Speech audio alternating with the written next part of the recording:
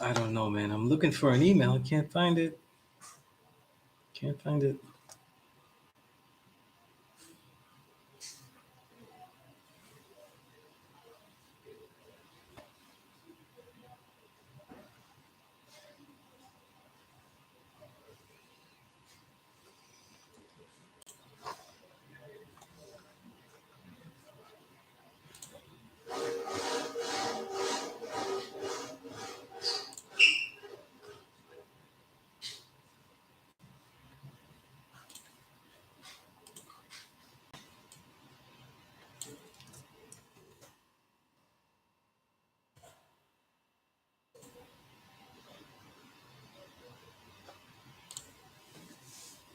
Okay, right now I'm sending some emails till I get some people in the room. Some very important things to build on today.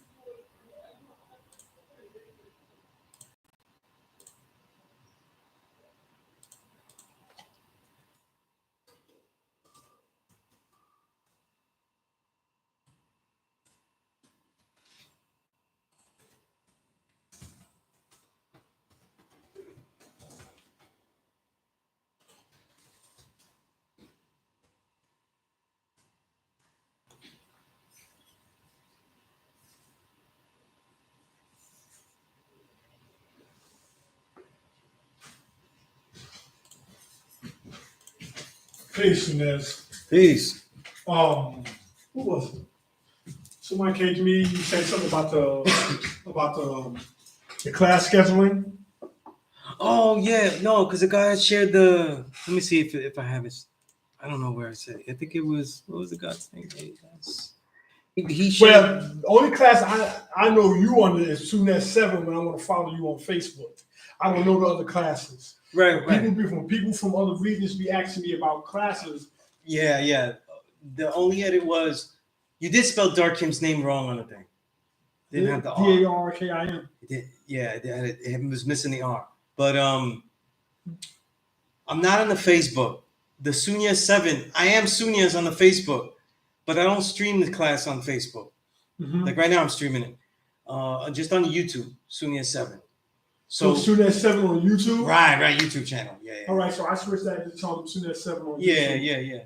Because when guards call me from other regions, I tell them what's available to them. Right. And the name of the course is the P.E.A.C.E course. P.E.A.C.E course? The P.E.A.C.E course. I don't know why. But that's it. Yeah. Because I don't want people to go to Facebook looking for it, and then they don't find it on Facebook. But can I say something? Sunez 7, I have seen you have a page on. I have a page Sunez. But that's my artist. That's my Sunez 7 on Facebook though. No, I don't think so. No, unless I have a fan page. Somebody made a fan page of me. But you know what? You're getting confused. Sunez 7 is my Twitter handle. My Twitter handle is Sunez 7.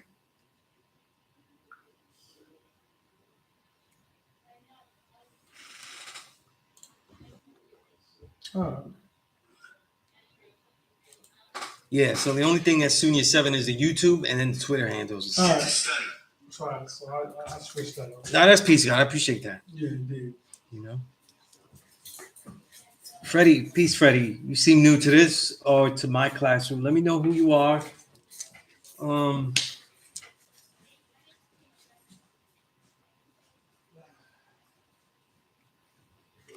I'm back at the school. I'm gonna say that it's chaotic. Family member of mine has been dealing with a very serious illness, a disease really, and I've been helping him. I've been the help at certain times where I've been the only help. So just as we all keep switching, and I got my own times, and that leaves me makes it very difficult to come to school because I'm coming from Staten Island. But that's why it's been chaotic. That's why I put my email in there. If you have my number, if you're on the if you're on socials, Instagram or Twitter or something like that, just DM me so you could ask if I'm gonna be at the school. But I was able to make it, and hopefully I can bring that to a regularity. Jarrell, I did see the email you sent me. I did see the email. In fact, I was on the emails now because there was an email I didn't send for a while, and I had to make sure I sent that.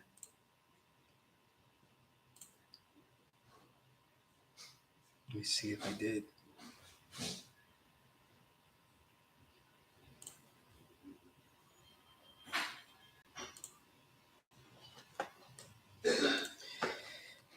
Weird, because I just sent an email and it's not showing up in my sent thing.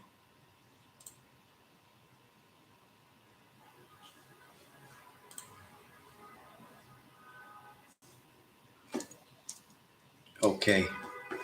And actually, just to plug this in, I've been teaching some more students online as far as my concentrated supremacy martial arts program. So they found great use in it. I think it's a perfect introduction into the Chinese martial arts, into being able to use it as a lifestyle, real fighting, usefully. So, especially if you take it and you don't live near me where we could learn together, it's a perfect primer. So that way you could learn to judge who it is that you want to teach you this. You can judge your teacher, as everybody knows or should know. Freddie wouldn't know unless Freddie is a Freddie that has watched this many times. Anytime a student comes into my class, I tell them 3 things that they need to know. That if they forget everything while they're in this classroom or decide to never come back, there were 3 things I would hope, and I would like them to do me that one favor just for a while to remember, so that they could use this. These are lessons that they could use all the time. And the first one that pertains to what I'm saying now is being able to judge who it is that teaches you. And in this case, the way that we learn. You know, it's funny because in the Sufic orders of Islam, that's a very big thing. You know, who it is that teaches you. You know what I'm saying? And that's something that people don't take notice of. You know, Malik is in the building. Malik is here. So Malik, there are some questions that you'll have. And again, last week class I did this, right? I feel like I have to do this. Hold on, that was really loud. It's time to go beyond what a smartphone can do. With a massive camera upgrade, the A16 Bionic chip, an entirely new category of safety innovations, and never before seen. This is iPhone 14 Pro. The always-on upgraded into wallpaper, creating a unique low-power lock screen. Yeah, so the just the guy had the nice radio on before he left.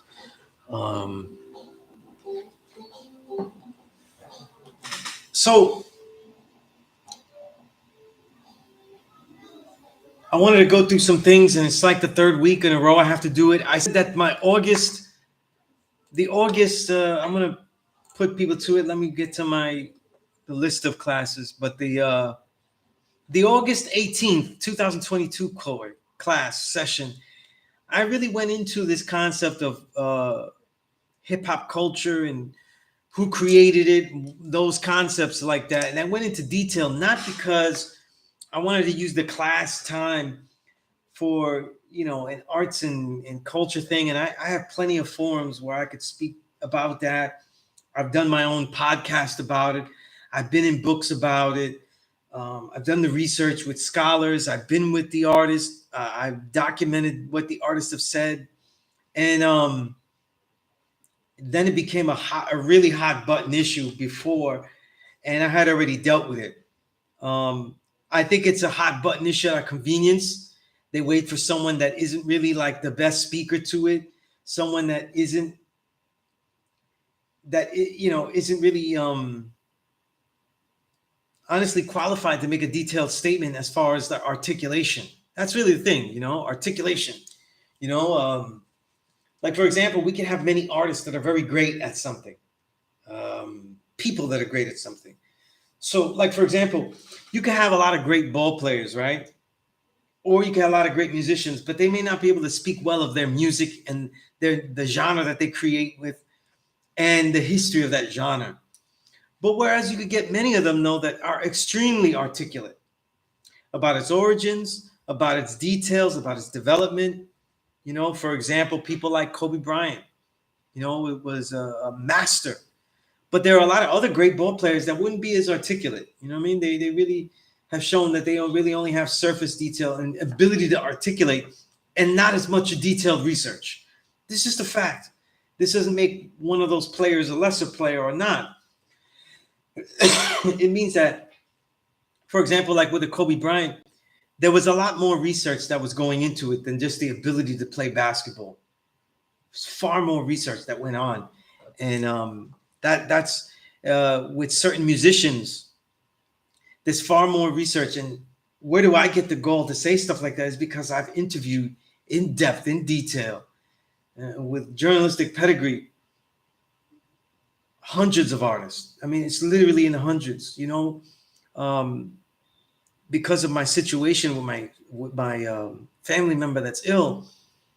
People forget how many interviews I've done. I mean, in 2020 alone, I think it's 2021, I interviewed at least 45 artists. You know what I mean? And these aren't just, hey, how you doing? What's your favorite socks? You like those Nikes? What are your favorites? Jordan 5 over Jordan 6? Not those kind of bullshit interviews, but interviews that become standards in the music and understanding of the artist. I've done this for a long time. And I'm telling you that when you watch again, I have to tell you that like we're not really learning how to discern knowledge and wisdom. We shouldn't be getting knowledge, like real detailed knowledge. We should be extracting insights and knowing who we're speaking to or who they're speaking to be able to say, have they spoken well enough or is it absolute? And again, I'm really repeating, but this bears repetition. This is something that's really important. We have to be able to discern what is knowledge. Today's degree, we have to discern what is really the build. What is really the worth of the build. We could never trust completely the information that we get from a source. Not just because if they're not validated because they weren't there, but because of their articulation and their inability to be in that platform. And when I see people like Fat Joe or I see people like Lord Jamal, all of these people to me are insufficient journalists. They don't know the context of history and how to speak to it, how to analyze for it. Lord Jamal doesn't even represent this nation the correct way. You know what I mean? And that's someone that's been coached and I know has been told many times, So when they forget to say the wrong things, they just leave out the flat earth thing, then they're back on track, right? And we could believe them again. I think this is poor. This is poor. It doesn't mean that we don't get insights from them if we want to, I guess. But it means, though, that they're not up to their journalistic pedigree, And I'm saying it because I saw about 2 hours of the 3 hours of the podcast where you got a lot of old timers and stuff. And it doesn't really matter because his premise for what culture is different from what culture actually is.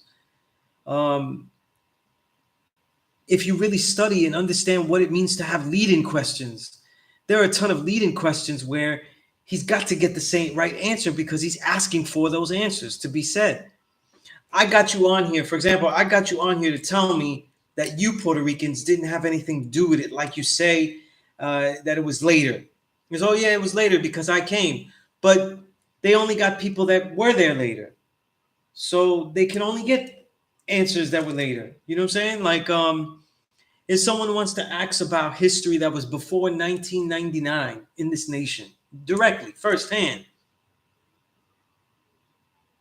and they got me on the show, and even though I can speak very well of this nation, and I've been prepped differently, so it's a bad example. Like, I've been prepped to talk about this history, like literally prepped. And they say, well, Sunez, you know, who was here when you got here? I can tell you who was here when we got here.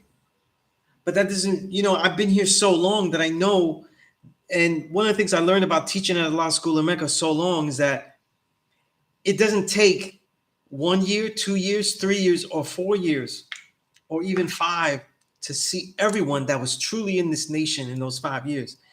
It literally takes about 10 when you see something big like that. I would say that for the cultural dispersion, this nation is a little different than what would be hip hop's beginnings, because we're talking about one neighborhood and not a lot of migratory aspect. In other words, this knowledge traveled, so it drew up people that weren't from the neighborhood in dramatic sense, like myself. But I didn't care for the leading questions. I didn't care for the concept of what they thought culture was. So every time we talk about culture, I really think that I explained it so many times. I explained it in the August 18th class session. But when we look at culture, we have to really start to look at, we break it down to each element, right? And mind you, as a slight add-on,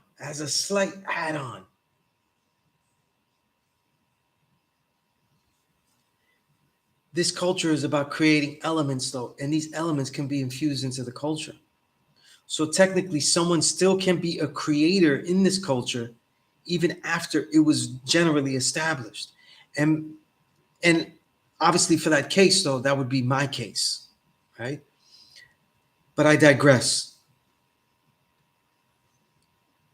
I think one of the biggest problems that people don't understand, and this is why I'm saying this, this is a build that is very, very crucial.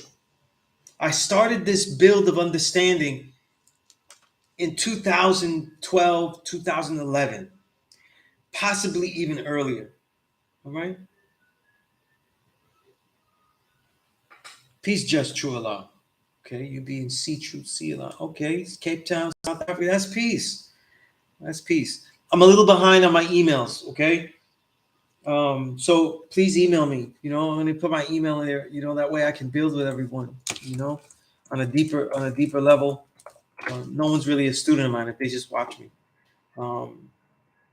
You become more of a student if you engage me in the chat, and you certainly become a student of mine directly, though, when we engage in the email or any type of communication in that way. But going back to this point,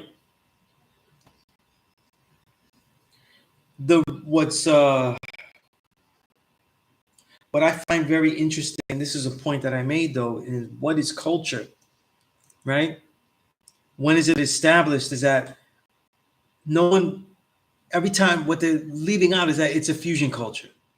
But then when they admit that it's a fusion culture, hip hop, then they say, well, all of the earlier fusion elements came from African Americans, right? The FBA, because this is really the political football of the foundation of Black Americans. It's really their political football.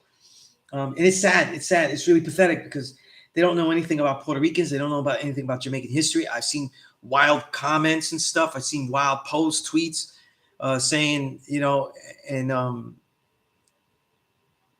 the grounding in music is so poor. It astounds me. And I think I'm going to say this really, really plain. I think that hip hop musicians in general, unless they are astounding producers, also have a poor grounding, especially if we look, I'm really talking about MCs. They have a very, very poor grounding in musical history. Okay, they don't know music history. You know what I'm saying? I saw people say, and they show like breaker, you know, old what looks like breakdancing from like the 20s and the 30s, and say, oh look, find stuff like that Latinos were doing. I'm gonna tell you this though. You do find things like that. You find it in the 40s and the 50s, anytime that they decided to record the Palladium dancers. You know, I also don't like people trying to make a very bad and sloppy point and willing, and this is my problem with Lord Jamal on this one, and anybody that does this that says they have the knowledge. I have a very, very big problem. And I'm going to tell you that you did it the wrong way. And I get to tell you you did it the wrong way because I've been doing it the right way for a long time. Being able to be the true and living God, a 5%er that represents this nation and all of the original people, while you represent the unique understanding and anecdotal, along with anecdotal reality that you have as a said person from a specific culture, me particularly being a Puerto Rican raised in New York, right? That ability to expound and speak on that anecdotal history, meaning that it's my perception, it doesn't mean that it's universal, to add on some insight to stuff, isn't done by separating Puerto Ricans from African Americans and from there.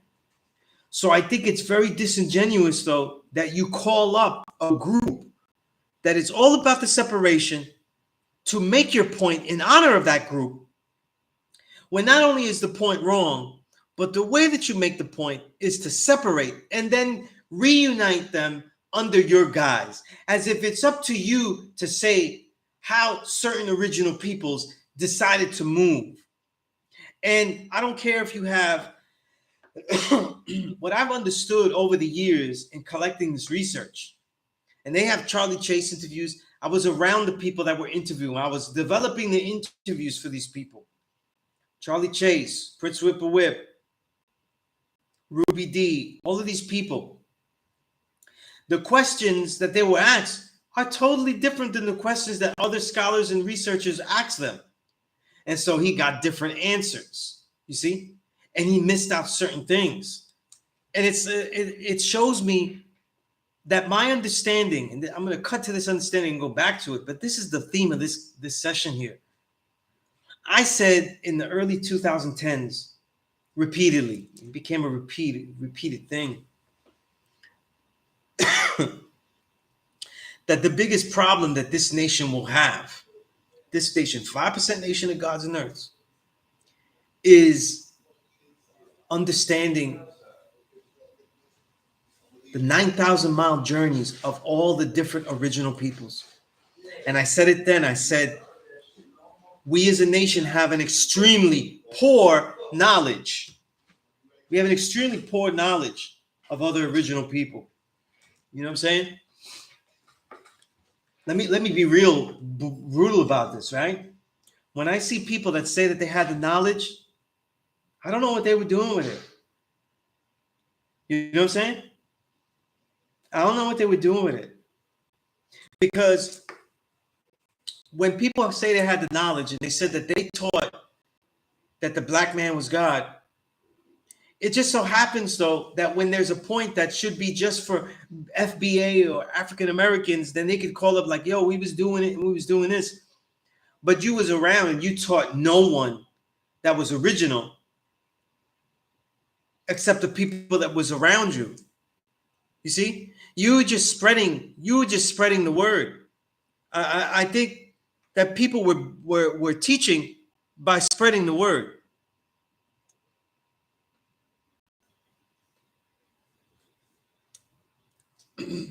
Right? They say stuff about Puerto Ricans, but they taught nobody that was Puerto Rican that they was the true and living God. No one at all. I'm wary of these people. Because if I didn't come and get this, though, this is a real truth. If I didn't come and get these people, though, there was a lot of poor teachers out there. and they weren't suitable for the task. But then they could talk about the landscape, and they could talk about the prejudices and the concepts of other original people groups. Like, I don't want to hear people that haven't studied, haven't approached, haven't tried, and have been and I even don't even want to hear people that have tried and been unsuccessful come and tell me what it's like and how to teach a person that's Dominican or Haitian or anything else, African, from Africa, Nigerian, or anything like that. We have a poor, we have a real poor knowledge, an extremely poor knowledge of original people's cultures. And it's not 1955. It is not 1972. It is not 1994. It's 2022. And we still don't know shit. As a nation, though, the knowledge of original peoples and their struggles is poor. What I didn't like about this video, I find it with such nerve and gall for a person like Lord Jamal and everybody else that was in there to bait and ask other Puerto Ricans that are 85. They never had the knowledge. All those years around hip hop, they never got the knowledge. You know why? Because nobody was going to tell them that. Nobody told them that. So they was around, though, and nobody told them that they was a true and living God. That ain't for you. That's for this. And if you think I don't know this stuff, then you're assuming that I haven't been around. But when it comes to the hip hop world instead, they weren't teaching. The truth is that in the hip hop world, especially the recorded years, from the mid 80s onward to today, they weren't teaching. When you heard that the black man was God on record, though, they weren't telling any of the other original people that they were that. And I find a problem with that when you go to talk to a Puerto Rican and you say, hey, listen, tell me how your people are prejudiced and didn't want you to do it. You know what the biggest ignorance of that, though? Is that they don't know about Puerto Ricans and they don't know about the assimilation that we were forced to. They don't know how the island was taken over and classes were changed and they were taught segregation. And segregation was enforced. So whatever racism and colorism, really, we talk about colorism here, was amplified further by another framework, right? These frameworks collide, though, as Puerto Ricans start to migrate to the United States from the 1910s, right? Officially become citizens, U.S. citizens by 1917, start migrating then. The biggest migrations start coming in the 40s and the 50s, right? And that would include my own relative, my own grandparents, right? My old earth, remembered imperfection, right? You get the first New Yorkers like my father. They don't know a damn thing about that history. They don't know how people were taught. Also, too, right? I think I'm going to put this to bed, though, because people like to hear this, and this is the truth, man.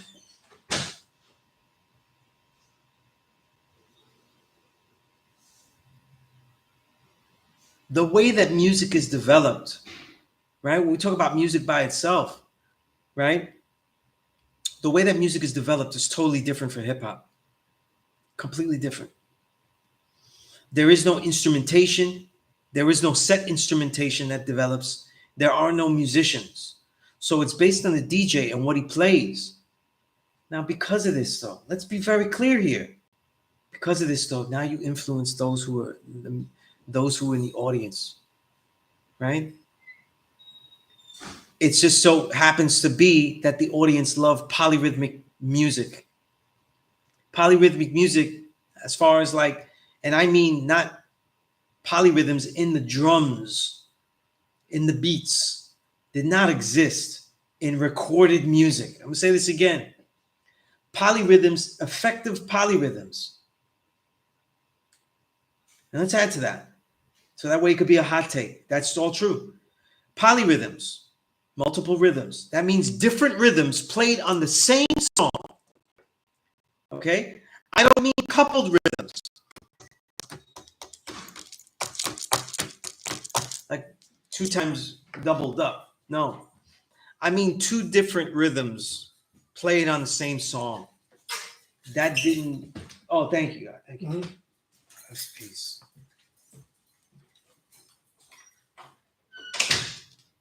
This is great.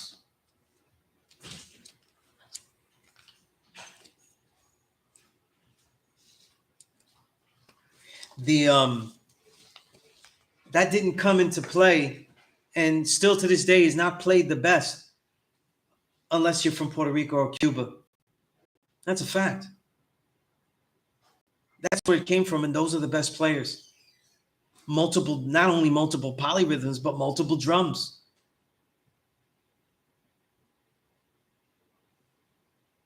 Jazz was infused with these polyrhythms, not polyrhythms in general. There's a great Dizzy Gillespie said that the polyrhythms were already in the horn sections. And definitely, you know, definitely could see that interplay. But the polyrhythms in the drums were brought by those original people.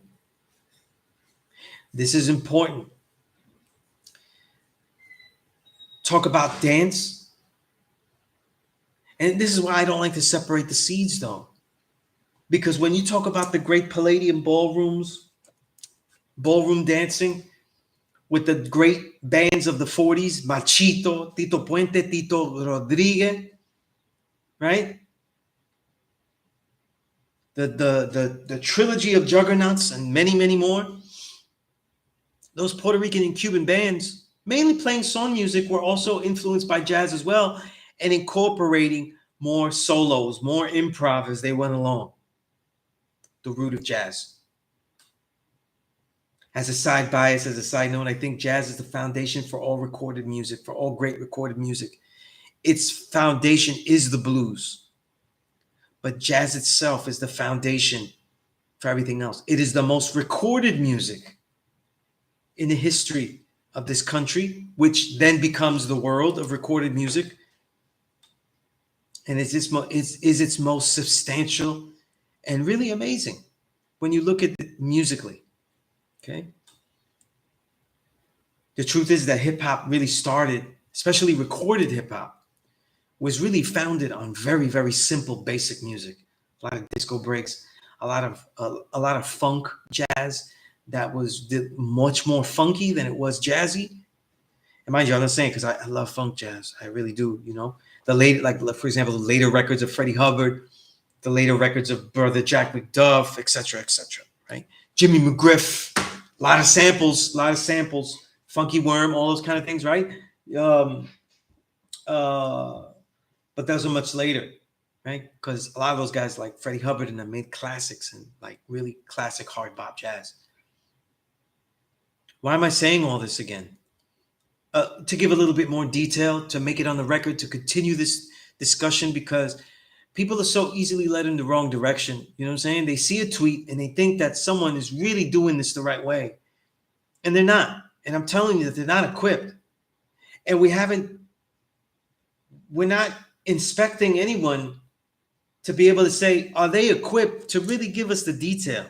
You know, getting the people that were there is just half the battle. No matter how many times, and this is something that I learned, no matter how many times you will get the greatest tales from the musicians that recorded, that were there for the performances, but you'll never get the whole story unless you know who was at the performances. You know what I'm saying? And that's part of the story. And as far as sociology and cultural history, even in ancient anthropology, if we want to take it that far, that is the most difficult thing to accumulate. That is the hardest thing to actually chronicle, right? Again, if anybody has any questions about anything, I'm going off. I don't see anything here. Any new stuff? I see a lot of peace. Crown them. Wise you, light visible. Rome. Thank you. I'm honored that I've been solid. You know what I'm saying? But I've said it before and I said it again. When we talk about a fusion culture, then we have to first, the fusion let's define it separately here so we know what I'm saying here as far as the creation of hip hop. If I take it separately as music, it doesn't work. Nobody does. You have to separate emceeing and DJing. The union of emceeing and DJing, to me, is built off the emceeing developing. And for that, though, I think that is really primarily a Black American development. Why did it catch on, though? See, and these are the better questions. Why did it catch on so well? Salsa was already hitting, and it had its rhyme structures. Roots reggae was hitting, and it had its complex structures of lyricism. And it was appealing to the youth. How did hip hop then get in there?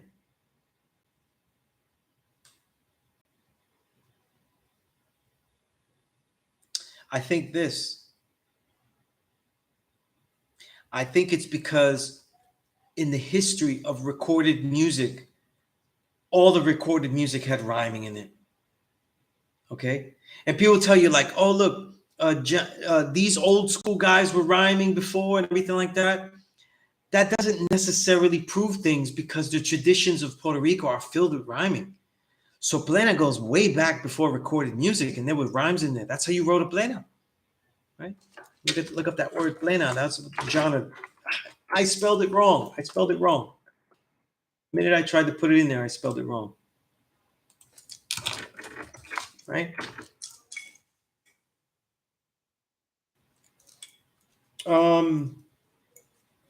There's also a thing when you talk about fast rhyming, like tongue twisting rhyming, right? Because they say, oh, look, the Caribbean, they didn't know anything about that, this and that. What about people like, for example, if you want recorded music, what about Mon Rivera and his Trabalengua, right? I'm going to write that there, Trabalengua, right? The complex rhyming.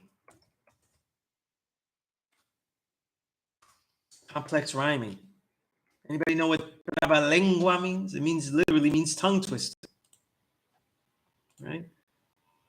This is recorded way past, well, long time ago. And so these traditions that we see musically being recorded in the 70s, in the 60s, were already in Puerto Rico from the 1800s, 1700s, already in there.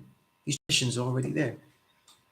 So one thing about the FBA is that they assume, and they give too much credit to the white man here because according to them, though, this is the only place where blacks develop any kind of culture. And the truth is that I'm going to tell you why. There's more blacks here, right? And there's always been much more exploitation to the musical development. This is how we eat music and athletics. You know what I mean? But take the example of Dominican Republic, where Dominican Republic, now athletics become the way to survive, like really survive.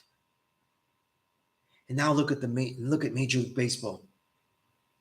When a lot of times we forget that the only reason certain original people are dominating certain things over other original people, as far as amount, a lot of times is because of the exploitation of it. If you follow baseball, it seems like every year there's a dynamo. Now it's O'Neal Cruz, 6'7" shortstop, throws the ball at 85 miles per hour. At shortstop, hits the ball at 110 miles per hour. Superpower, everything. After Pujols, after A-Rod and his steroid mess, right? All of these players we can name because there's too many, right? Guerrero's son that's killing it now, right? There's so many, right? But they set up camps. Every single major league club set up camps in DR and said, listen, if you pay for these camps, though, we'll develop your kid. You put your life savings into that camp, you're going to lose it if you don't become something. How hard will a young man play if he knows that his whole family savings and livelihood is on the line? See, a lot of Black Americans don't know that. They don't know that. They don't know history. They don't know the present history. They don't know what's going on right now. Because if that was happening here, we'd call that slavery, though.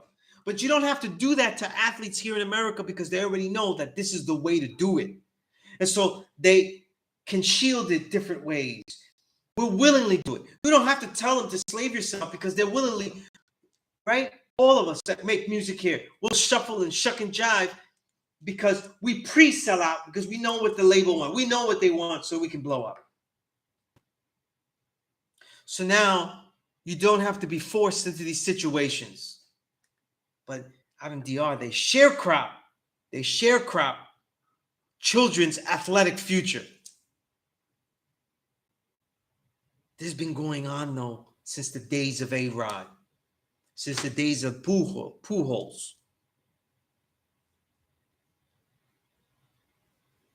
I'm just throwing things out there. I'm freewheeling here. We don't know the story of the original peoples of every single place, and yet we have a distinction to tell them. Why do you think that you're not this and you're not that?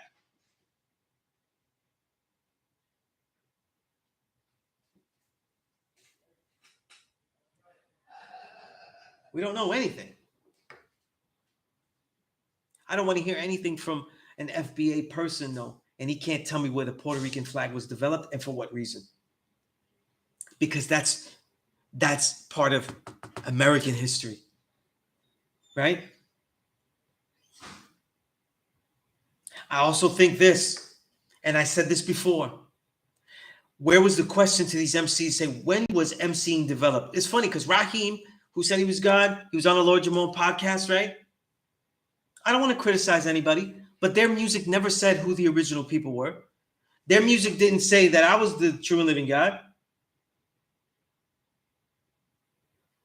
You tell me. I want somebody to tell me which 5%er, because I'm around them, I talk to them, I'm around them. Which 5%er made a song and said anyone that's like Sunez from where he's from is true and living God?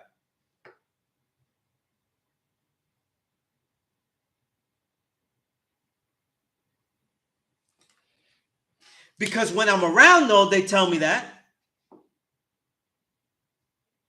And so if we don't have the abilities to teach these people, we better not have the abilities to open our fucking mouth and talk about those people's history. This is the shit that I'm talking about. You know? It's atrocious. It's embarrassing. It's pathetic that we talk about all of these original people and nobody knows a lick about their history. I'll be right back. I think there's somebody knocking on the door. There's no one available to open the door.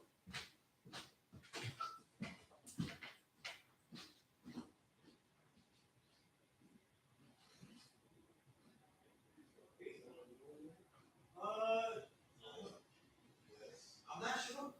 I saw him come in.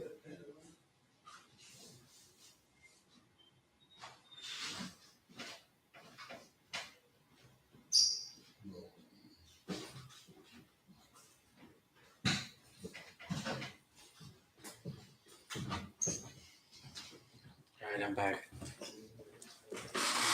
And then, all right, so I don't know if anybody saw it, but it's almost like this, right? It almost feels like building has to go back to square one every single generation. So every generation of young people have to learn the wrong things.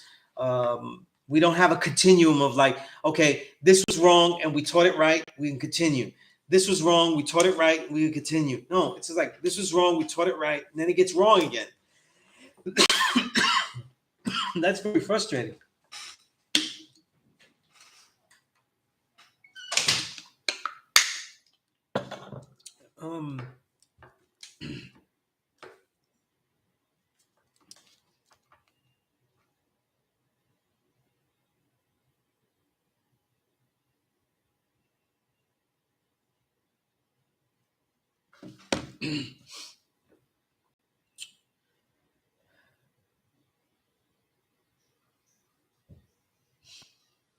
See, the thing is this, Malik, right? You said, so with the true and living, yet lacking in knowledge of each other's plight of the common enemy we've had then and now. What do you think is the cause of this? Is that, oh, Kyle.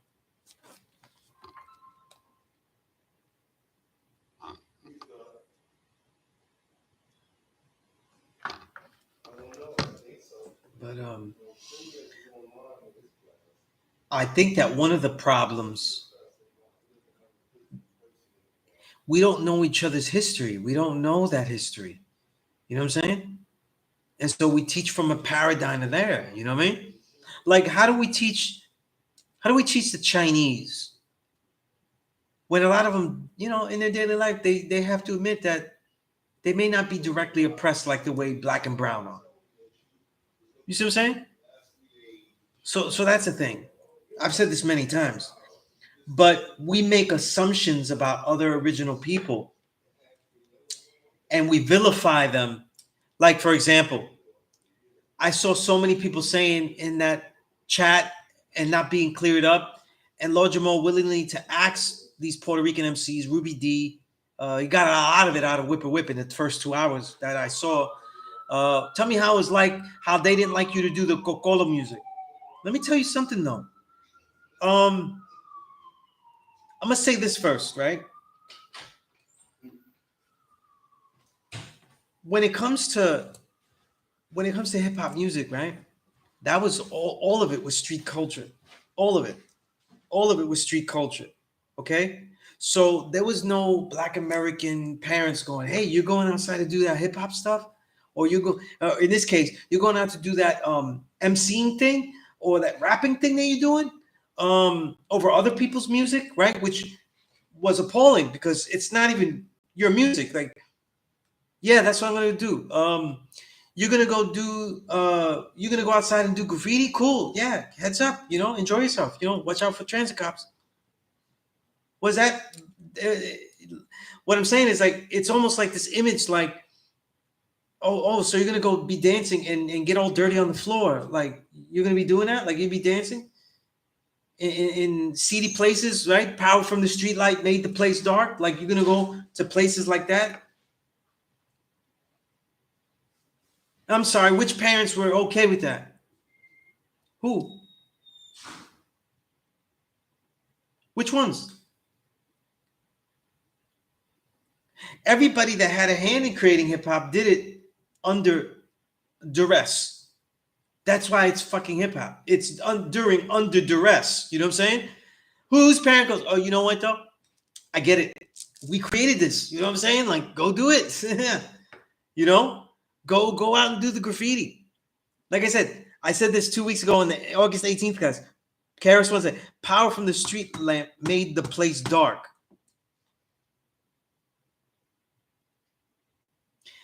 The seedy clubs, the run down clubs, but they're clubs and they're official enough.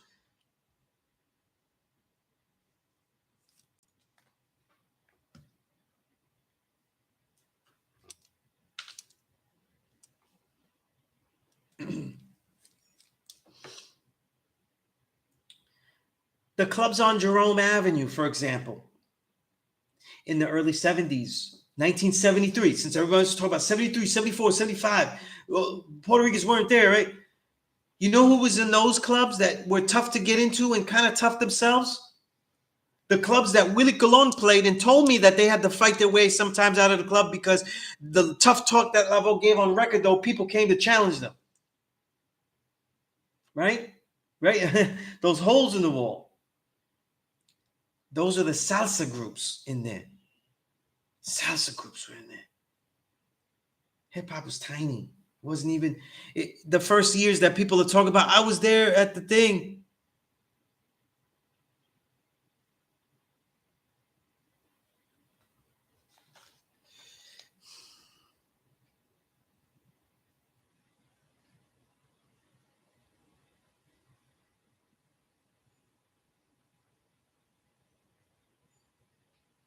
Give me a second here.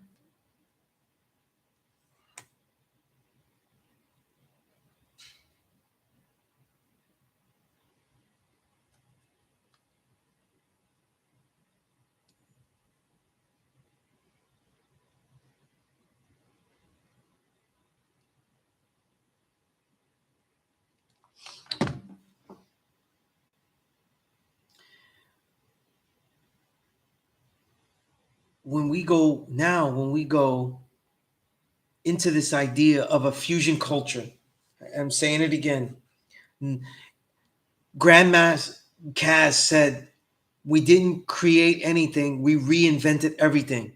And to reinvent everything, if it already existed, means that they had to do something to it for then it to be officially that. That means that day one, hey, that's just doing funk dancing in a more seedy place and playing the same bit of a song sloppily, right?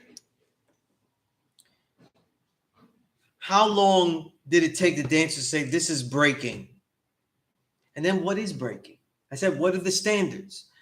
When the MCs start, though, is it MCing immediately, right? Or is it just some rhyming, right? Is it really DJing, or is it just mixing? Because then that's where the people always go DJ Hollywood. But I already showed you the resource. DJ Hollywood was the echelon, the upper echelon of DJ mixing that he saw before he got into his own. Was a Puerto Rican DJ that he saw out there in Harlem. It was the Puerto Rican DJ that was the standard bearer for what he ended up doing. But that gets lost in the FBA history. You know what I'm saying? That gets lost in the FBA history.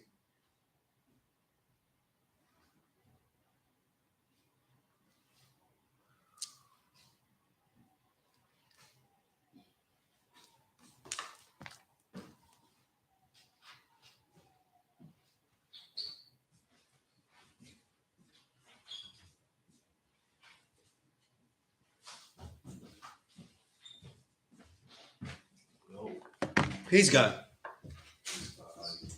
We got the God here who's also part of the FBA here, so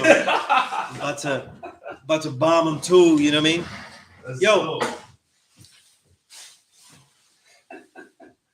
I was saying, God, this is the theme of the class I'm building here. In 2011, 12, I had a build that I had. I'm an FBA that just brought some Jamaican food too. This motherfucker, you know, Brooklyn, Medina, you're like you sell out. Can't eat that shit. You can only eat FBA. I want you to eat fried chicken and collard greens. And Shit that they made. You can only do, yeah.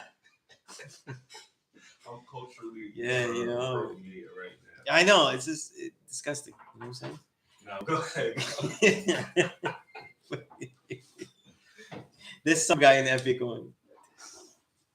But yo, I've been saying this for you, so you heard me say it though. But I think I said in the early 2010 stuff, but I started to say it definitely all the time about 2014. I said that the biggest problem that we're gonna have in this nation, I ain't talking about no FBA, no Puerto Ricans, none of that. I'm talking about this nation. God's not. You got the knowledge. You know who the original man is. You know what I'm saying? And then our duty is to teach all the original people who they are. Mm-hmm. And so the biggest problem we're gonna have is that we don't know each other's journeys. We don't know that 9,000 miles. You know what I'm saying? God, right. You talk to me a lot about, and you really know that history of Jamaicans and their culture. You understand it. You was around it though. But so many people don't know that shit. Right.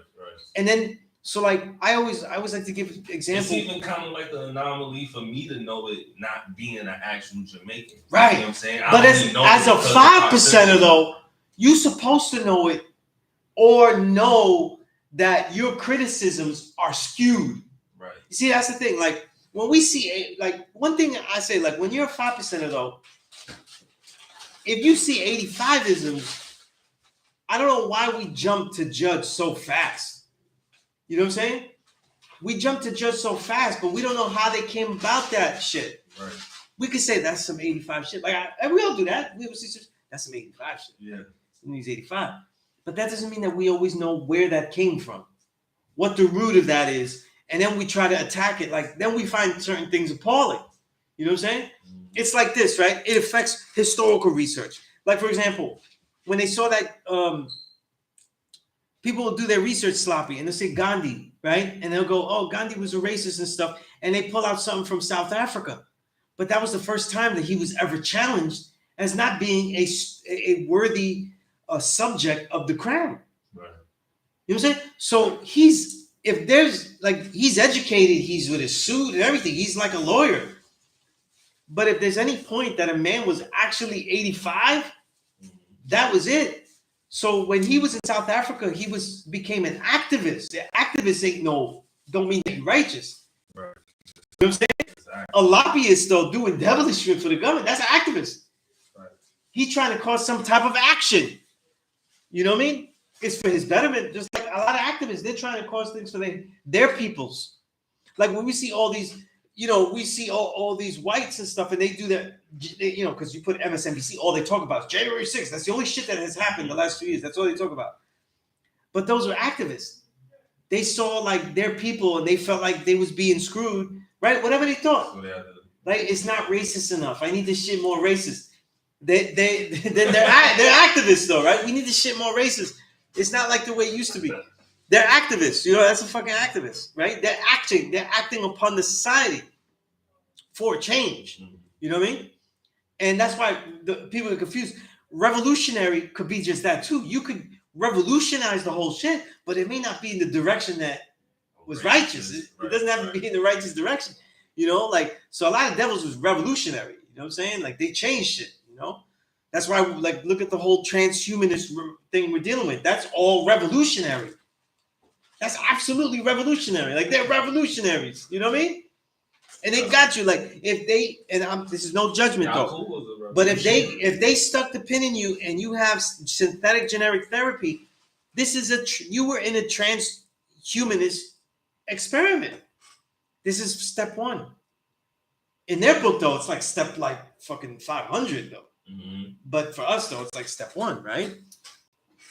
So said like we don't know this stuff. And my thing about journalism, right, is that if you to God, right? Now I was criticizing Lord Jamal, right? In the whole journalistic approach. I saw 2 hours of that whole 3-hour thing. I didn't see the whole thing. I watched it today. It was really long. And I didn't get to finish it, even though I was doing 2 times speed on it. And they were leading questions though. So tell me, Puerto Rican, though. Tell me how racist your family is that you came from.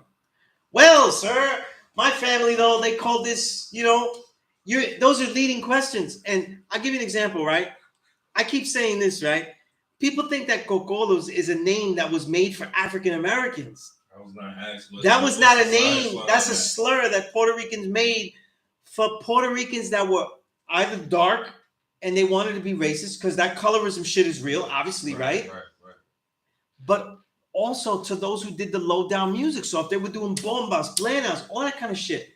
In New York City, that referred to the kids doing salsa. So when I was a kid, though, man, hip hop, first of all, right, even by the mid 80s, hip hop wasn't a respected music. It was expected to blow over anyway. So like if they heard us doing like listening to it and shit, they were like, man, that's not even gonna last. It's not even like real music. Was that people of your same age group and generation? No. It was older people. Right. It was older people. It was older teens. Like when I was little, like teens. Like who would be right. It's like the beginning of Wild Style when exactly, just like that. You're sitting here doing this shit. Exactly. Because it's like it doesn't make any sense. And the truth is that if it wasn't for the development of the MCing, right, the musical development of hip hop is very infantile. Like that's real talk. It's sampling the cheapest music because it's the easiest to get a break out of. It's easy to get a break out of a disco song than it is to get it out of a jazz song. Thelonious Monk and wait for a break. Like, you know what I mean? Like, even Max Roach, though, he's so complex in his drumming. How are you gonna find a break? You're not gonna get the break. You're not gonna. It's not easy. Whereas if you get the later funk jazz, like Jimmy McGriff and shit, I was meant like Jimmy McGriff, like the organ jazz shit, like they had the steady backbeat, then you could do it. But those records had to be mindful because by then they weren't playing that in the party. Right. A lot of people don't know that, like, because I love organ jazz, soul jazz. A lot of that music though was already not blowing up by the 60s. So they were like traveling chitlin circuits, just keeping it alive. You know what I'm saying? and I'm saying because I'm big on American jazz, Jimmy Smith, all those guys, you know, Richard Groove Holmes, everybody, you know, Lonnie Smith, who gets sampled all the time, you know what I'm saying? All the time, right? But what I'm saying though is that they don't know the context of what it was Puerto Rican, so they don't know like that Puerto Ricans were being colonized, but a double colonization. And that led to mad psychosis. So they were telling them, listen, if you got a drop of whiteness, though, you could pass. So that's their colorism root. Okay, so that's different. That's different from Black American, right? Then they come here and they're like, they realize they don't have shit. They realize they're being oppressed the same, but then they're being told, wait, if you have a drop of black blood, then you're definitely black. I said, wait a minute, what are you talking about? So now they're confused. So most of them are going to say in the simple range of like Gandhi in South Africa. You know what I'm saying? But people forget though, did you read later? Did you read about Gandhi later? You know what I'm saying? Where he starts getting rid of the clothes. He says, I'm not wearing a suit no more. But he gets rid of Indian clothes too. Remember, because when people see pictures of Gandhi, they see him like with a loincloth. That's not what Indians wear. They don't wear that shit. Indians wear colorful shit. They don't wear shit like that. Right. You know what I'm When I saying? was young, I thought he was Muslim because Right. The shit that he was wearing, he made it himself. So his clothes was like the average Indian, even when they had to go to they also had a different way of education. So they had what was called an ashram. So imagine like this spiritual school, like a law school in Mecca, but in such a way that it was a community building and you lived here. So it's a little different though, right? Also, in India, even still today, it was common for people to give up their life to the spiritual realm, just because, you know what I mean? And so that context is there. But the point is that Gandhi's then. So to me, I don't see Gandhi as racist though. His problem with the Dalits later, the untouchables, the blackest of the blackest and stuff, had nothing to do with him being racist. It had to do with the fact that he felt he had more power than everybody else, so he should be the spokesperson. You see? Now, it depends, though. Like, when the elders didn't want to let us go up and build a parliament, though, or let us control the school board, that's the same shit that he was on. You know what I'm saying? That's the same shit he was on. So I don't see that as racist because I feel I saw it as it could be egotistical. Yeah. Because he felt like, yo, I got the bullhorn here, and people listen to me. Let's unite this voice.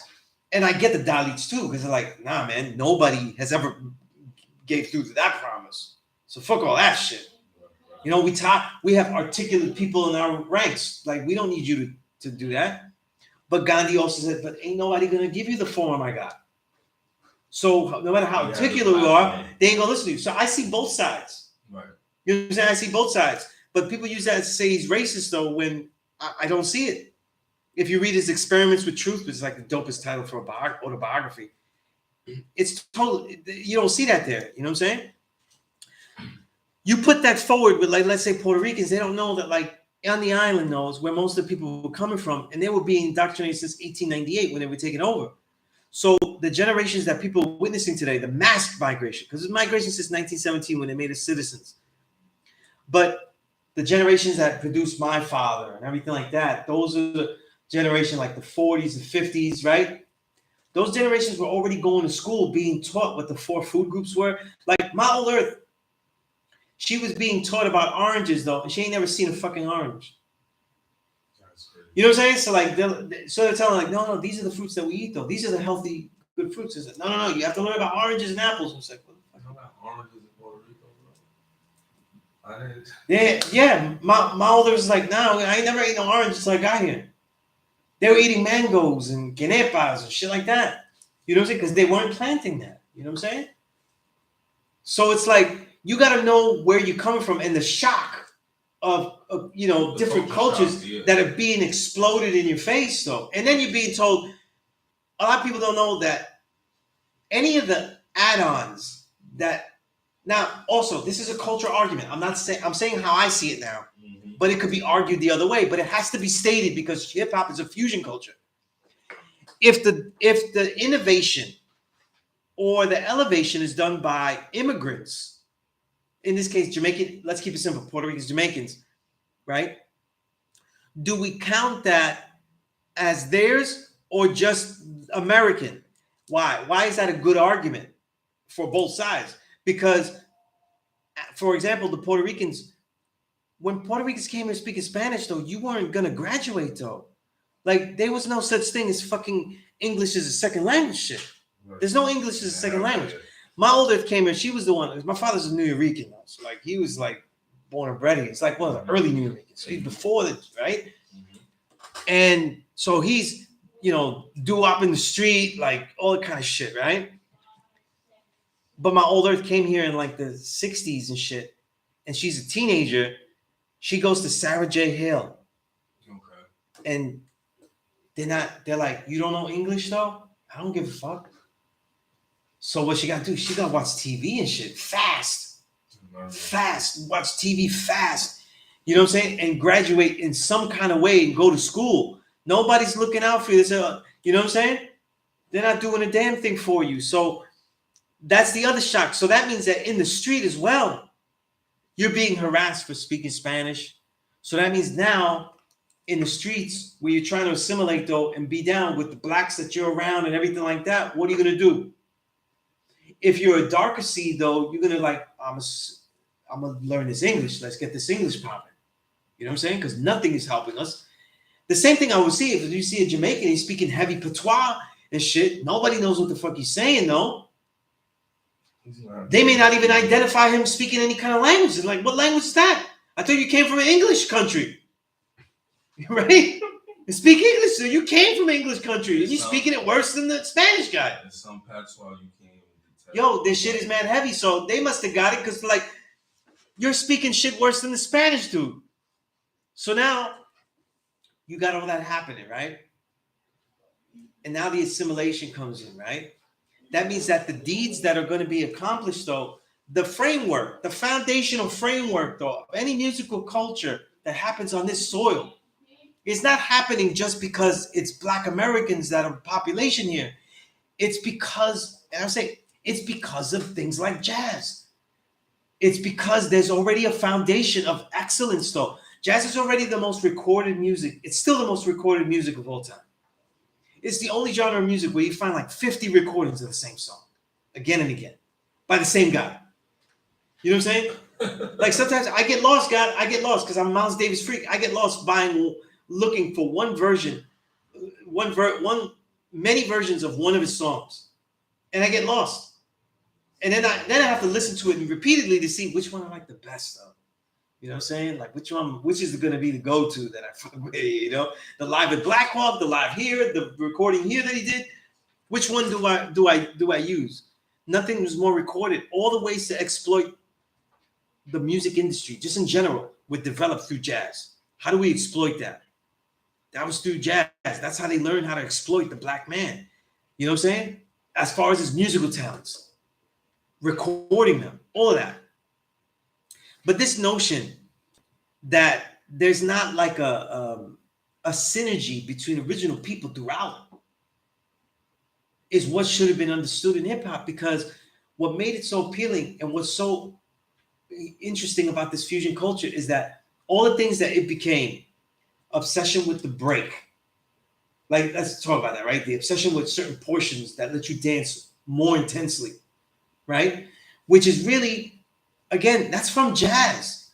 In musical history, break first appears, right, in the recorded music because of jazz. So in the original definition of break was actually when the jazz solo, because other shit had to ride out and then let him go. That's why you always look for a good piano player that could ride with you while you do your break. But you don't think that have a root in something prior to that as well? Sure.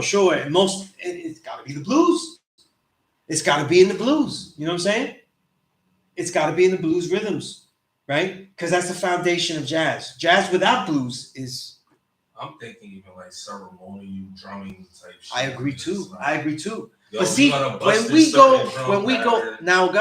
go on that level though, who really had the complex drumming here? I mean, I always assume if that we- the drumming shit if is we from use- Africa. So, if we you know, use that's how I see right, it. it's a combination of where it came from, right, and then who was recording and developing it the most, and that's why the Caribbean, particularly the Spanish Caribbean, had the most complex drum work. They're the only ones that were doing musical genres with more than one drum and playing polyrhythm. Until then, the music here was just doubling up on drums, but the same rhythm.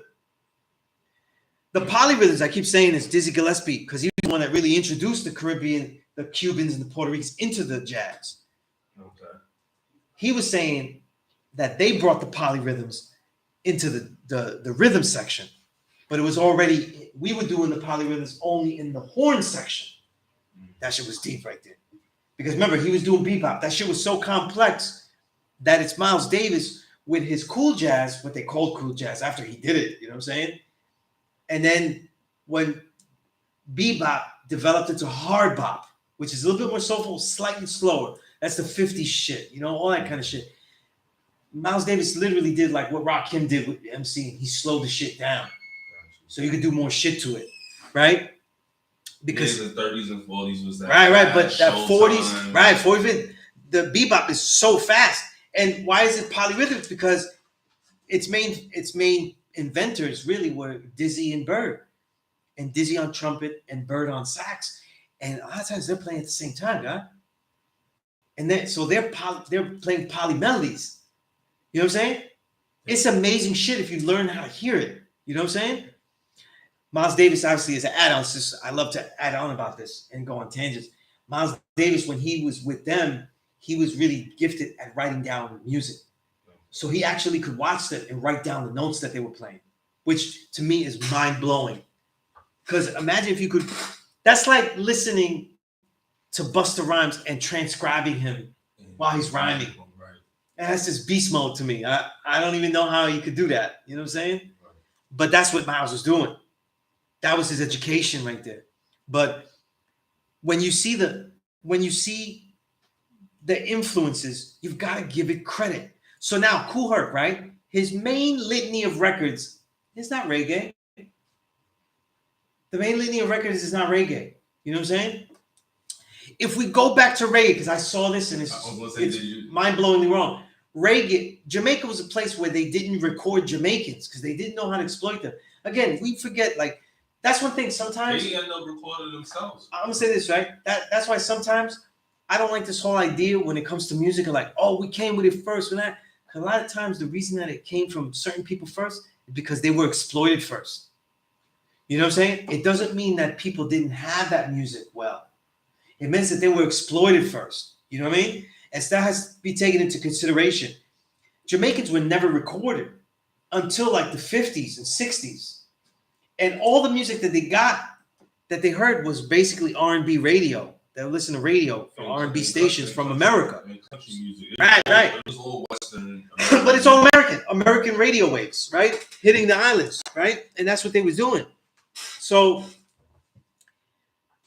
when you say reggae is based on American R&B music, that's a fact.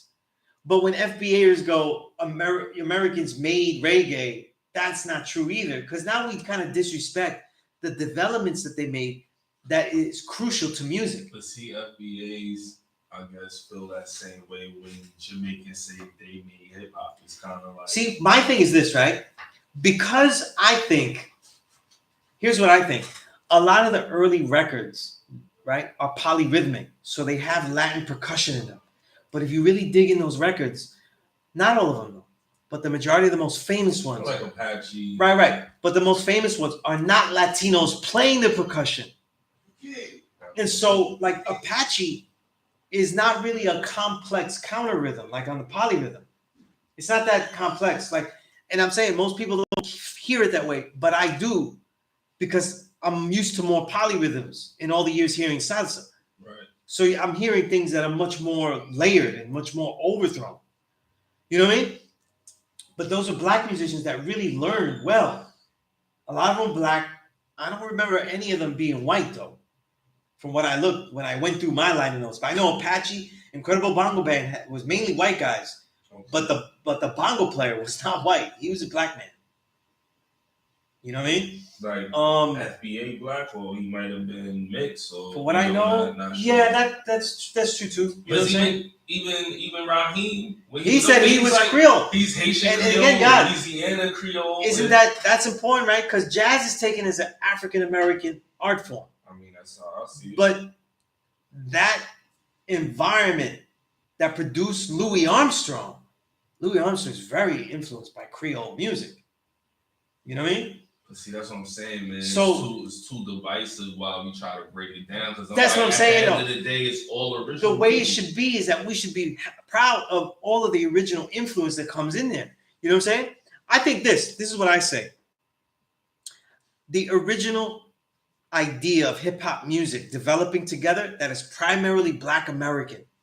But when it becomes a recording music, that's when I think there's even more Jamaican influence. This is something that people don't say. Jamaican music and the simplicity that they have on the break, because they're not really on the one, but they're bass lines. And when you look at oh my goodness, I'm forgetting his name. The major producer.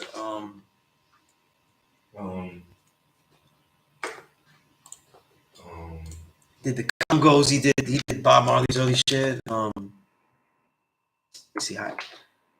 I told my Sly and Robbie. No. Lee Scratch Perry. That's what I'm saying. Okay. Lee Scratch Perry was one of those examples, though, a dynamo on the boards. So they were mixing and dropping tracks way before hip hop was doing that. So in the like dub plates and all that kind of shit, they was doing that before hip hop. So they was taking songs and dropping out mixes. Because remember, you mean dropping out like certain right. They're dropping out vocals. They're dropping out, adding things, right? So certain drums and shit, you just for hitting. Yeah, so fucking with the boards, adding things to the mix. So this is important, though. You know what I mean? And that's that reggae rhythm. I think to me in hip hop, reggae music is important. It becomes more important in the production of hip hop music development because the simplicity of their drums and their bass lines becomes easier rhythms. You know what I'm saying? It's easier. Look, listen to a great example is a lot of BDP music. A lot of BDP music, and mind you, KRS-One is producing the majority of that. That's the thing. He spent a long time. A lot of those beats that become, and mind you, that's important because a lot of BDP music and its styles become important to the way people perceive hip hop music. But a lot of those songs, like those bass lines, those are reggae style bass lines. So I think this, right? I think one of the things that the FBA gets wrong is that, please God, the music itself was able to adapt all of these other aspects. Peace, God. Peace, sir. Like on the law forever. I always see your videos. So that's peace, God. You know? Thank you, God. You teach your class now? I'm on now. Yeah, I'm on now streaming it. Okay. All right, just can't what you want to do, but stick around. That's peace, God. That's peace, God. What you? I was actually talking about music development. Okay. I've been talking about this not only because I do the hip hop stuff and all that, and it's part of my documentation, right? Like when I say I did this for a quarter century, I really have, you know what I mean? But I think it's important the way people perceive hip hop, the way people perceive the development and origins of a culture, because we come from this culture, right? This nation, and if we don't understand how things develop and how do we give credit to things and their influences, and they're not, right? Because look, when people talk about us as a culture, right? We know it's dismissive when they just go, they're an offshoot of the NOI. Why do we say that though? Because there's so many things that we do like the NOI, right? We don't like that 85. We don't eat pork. We know the same teachings that came from their mosques, right? A lot of them. We took it extracted 120, right? All of these things seem similar. We have Islamic language like Islam, Allah. We use those Arabic words, right? So it's just offshoot.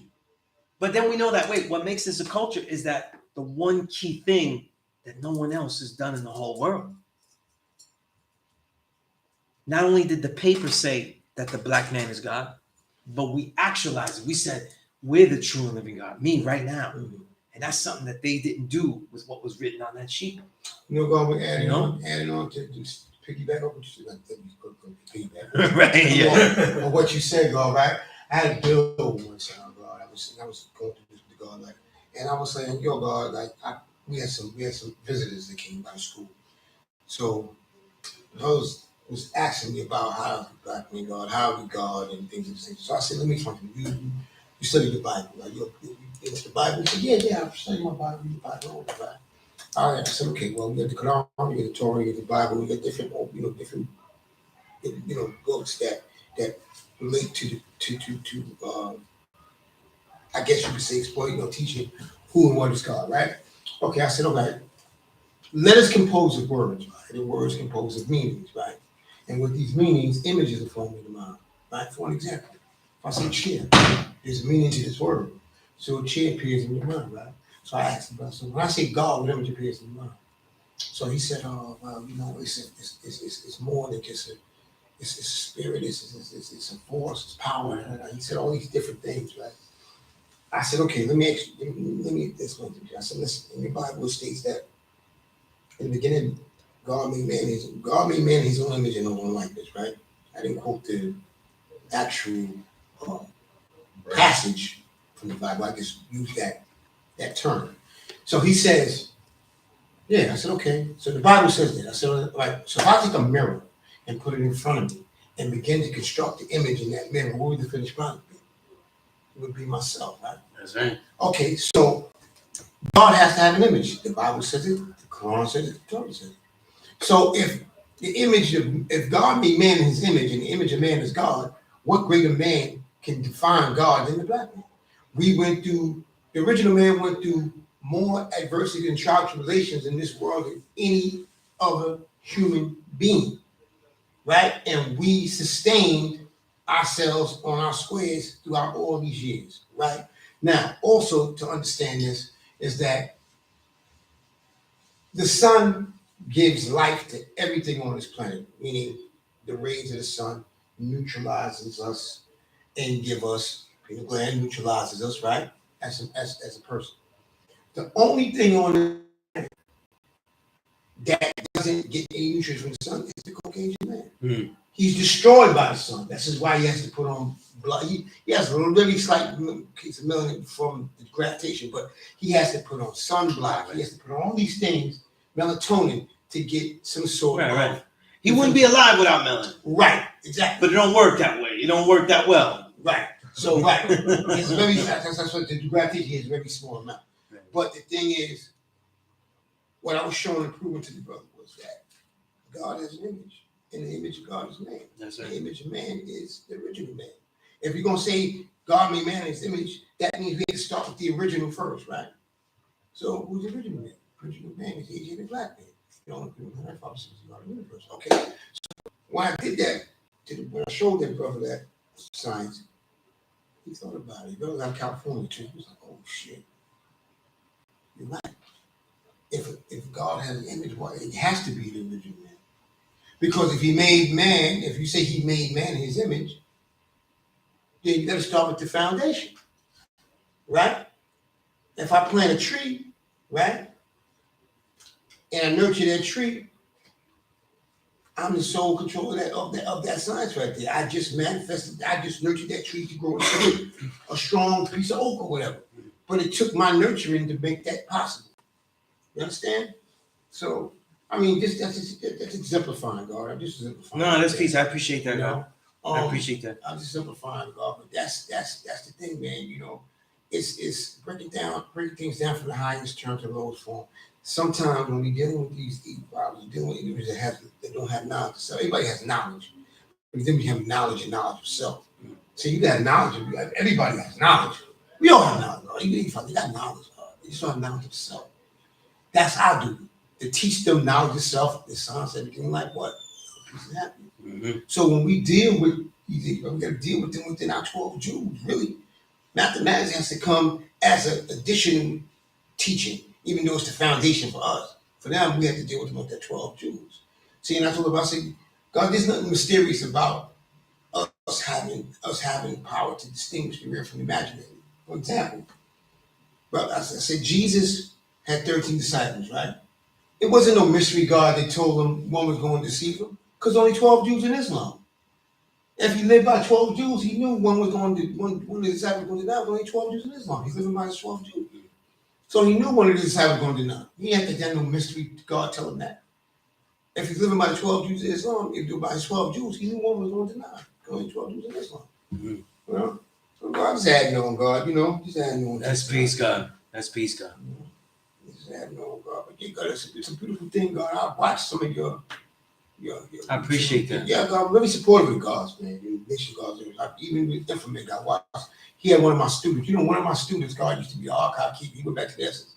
He used to keep the archives for the nation. Rashim Yullah. Oh, yeah? I gave him knowledge of something. Oh, that's peace, Yeah, God. God, you have pictures of God right up there. I know the God, yeah. I know gave the him God. knowledge. I gave him knowledge of the knowledge born builds wisdom, God.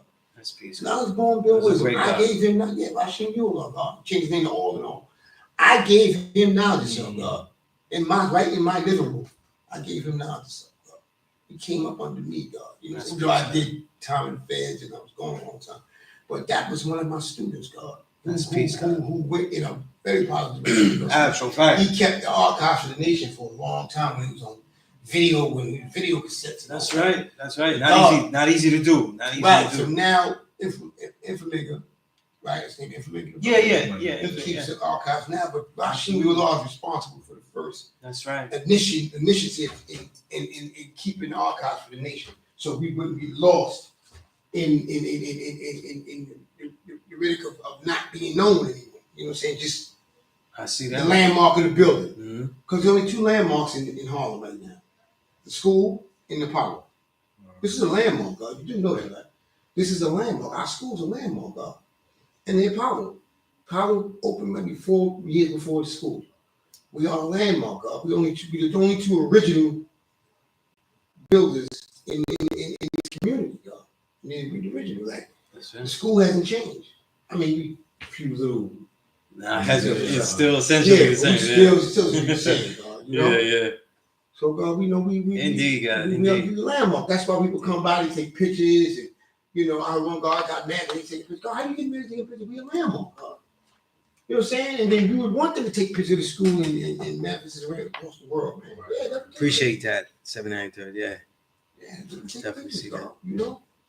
But yeah, God, I love your work, God. So I just wanted to come and tell you that, God. I appreciate that, God. I love your work, God. Thank you, I really God. love your work, God. What you've been doing for the nation, what you've been doing for the school. And I follow you, God. I've been following you. That's why you said, as soon as he's like, what? You going silent, you said. I love my news. You know what I'm saying? Because, Appreciate you know, that. he's been God.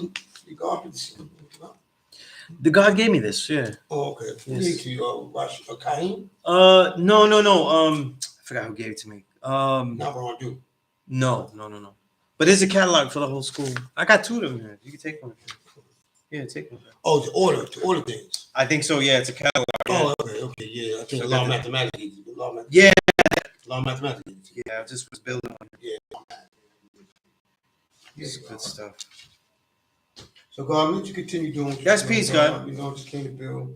This piece, God. Let me see if there's any questions here. Okay, so we're on that lane here. But I think this, all right. One of the major themes that I was saying about this was all this time teaching, and I think that a lot of 5%ers, right? It has to be unacceptable now. It's not a critique of what happened, but a critique of now. And when I'm teaching students, it's unacceptable if we don't develop a way to speak in the open forums. Mm-hmm. You know what I'm saying? So, like, when Lord Jamon does his videos, and he did that video, right? I think it's disingenuous, though, if you want other original people to talk about, in this case, Puerto Ricans, right? And he didn't have any Jamaican, and he didn't have Cool Herc there or anything like that. But I think it's disingenuous when you don't really know the history of those people, but you're asking them to tell you how they were racist. You know what I'm saying? Who was he speaking of? He's actually had early Puerto Rican MCs, Ruby D and Whipper Whip, and he was saying, how were your people racist when you were trying to do this? And I don't mean Right. Right. Let me say this to you, God. There is no such thing as a Puerto Rican. And I'm gonna say that to say this, God. I don't mean to cut you, but I'm gonna say this to say this. The reason why the United States has a stronghold on Puerto Rico, because Puerto Rico was actually when they done the actual one of the first slave trades documented, God. It's why that's named Port of the Rich. They used to come there, God, and they used to dispense the slaves there and auction them off. Then shoot them off into the north sides and South Carolinas and all that. But they did the slave auction was done at Puerto Rico. That's why it was called Port of the Rich. That's where it gets its name from. And they used to have the slave barracks there off the beach and all in that area. Yeah. So Puerto Rico has a more stronger history, right? When it comes to the original people, because the slaves docked there first. Now, we can go into Dominican Republic being where Columbus landed and all that, but that Island of Espanol, God, when he went back to Queen Isabella, she put him in jail, God, and said, "Discuche Americanos." Yeah, as far as the islands, probably Cuba and Puerto Rico more. Cuba was more the slave port. Puerto Rico was more the drop off for the goods. Really good. Like literally the booty. Right. Yeah. You know, I'll say this though, right? This is why I'm saying this though.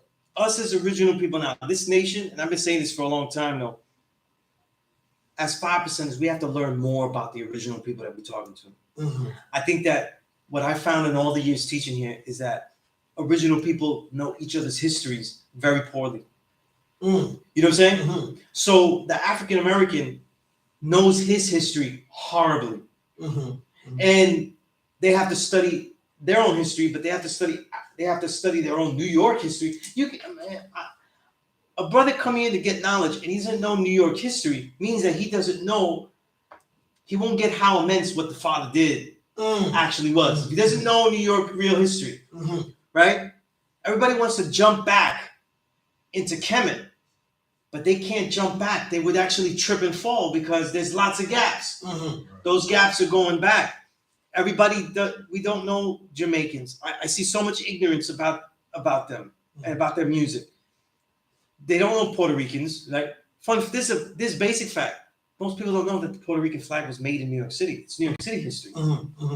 The reason it mirrors Cuba's flag, right? You see the colors, the opposite, was because they wanted to be paired with Cuba as far as we're brothers in revolution against the U.S. It didn't work out. Didn't work out. The Spanish-American War, it didn't work out. Right. You know what I'm saying? But that was why the flags were mirrored, and that was done here. You know what I'm saying? People don't know that. They don't know the history of colonization. They don't know any kind of shit, right? So when they were going in the video, they said, yeah, my mom, and this Prince were whipping them, said, oh, my mom used to call me Cocolo music, the music from the Cocolos. Cocolos doesn't originate, though, calling that to Black Americans. It originates to calling that other Puerto Ricans that. Darker Puerto Ricans and Puerto Ricans doing the wrong music. But the wrong music wasn't hip-hop. The wrong music was salsa. By that time that word was used, salsa was so developed already. Over all those years, anytime Puerto Ricans were so assimilated that the only way they could make it was to have Puerto Ricans like my generation have no accent. Hey, you hear me? I could speak. I don't have an accent. I don't go Jew like this, and I don't have any accent. You know what I'm saying? That's because my older. I'm a writer, God. Like this is the symptoms of assimilation. I'm a writer, God. I've written many things, right? My old earth wouldn't let me speak Spanish, wouldn't let me listen to salsa music, would make me write book reports all summer. You know what I'm saying? Now you see me use things that I hated to develop, but I used it, and that was my way of expressing myself, right? And all praise is due to my old earth, right? But when you look at the assimilation of things, anytime you have a fusion culture, which never happened before like this, like hip hop, where it's not just like the music, but it's also music that was from other music, because it's not originally made.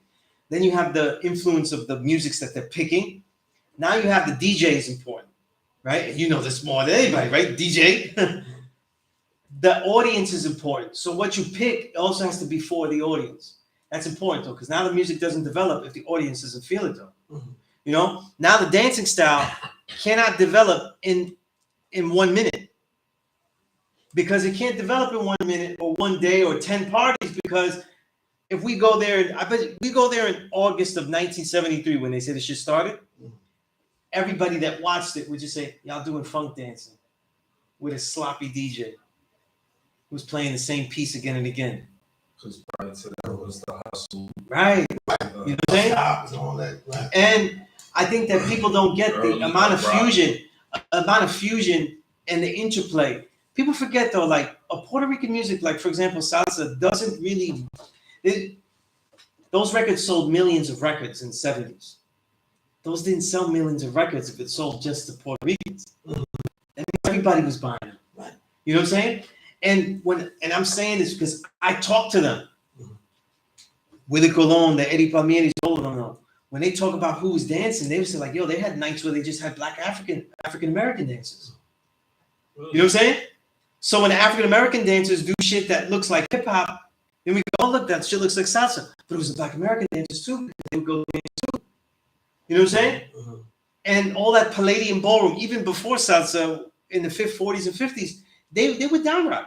They would down rock. They would get down. They would do shit, athletic shit. Lindy Hop. It was all over. So the influences aren't from just one person. It's from all these people adding on, doing different things. So that's what makes it in the fusion of it, right? When we look at things like this, right, it's a perfect opportunity to say, listen, why were these people even deciding to do things together after a while? And then when you see the development of a culture, I like to parallel it to this nation because when people say breaking, right? So no, we was doing that first. There was no Puerto Ricans, but there was a lot of people were mentioning them, the nigger twins, right? But they didn't do their research. Nigger twins were black Americans, right? But they were the ones that said Puerto Ricans didn't come into this shit until they started to come down and doing that shit on the floor. That's what they said. Which means what? Which means you weren't doing the shit on the floor. And according to the way the culture is, though, the breakers in general said that it wasn't really an element until all of the facets were in there. So that's what I'm saying, though. It's a slow developing. It wasn't developed in one day because it's a fusion culture. It has to be reinvented. First, it has to get all the parts that they want to use, and it has to build up the parts again. You know what I mean? And it's like that with all the genres, but people don't know that. Just like jazz developed from a lot of different influences. We have to say it's Black American, but the Creole influence had a lot to do with it. A lot to do with it. You know what I'm saying? Because the way that they performed, a lot of the shit that you see in New Orleans, like the street performing and the way that they parade, a lot of that shit is Creole culture. But the music is Black American. You know what I'm saying? So it's a lot of influences, but everything that gets sold in this country is always black or white. Black or white. And that's what I'm saying. Puerto Ricans, when they came here, though, there was no such thing as ESL. You had to learn English or you were out the fucking box. You were out. Right. So my family, when they came, they had to learn English. They had to get through Sarah J. Hale and with English. They couldn't do no Spanish. Right.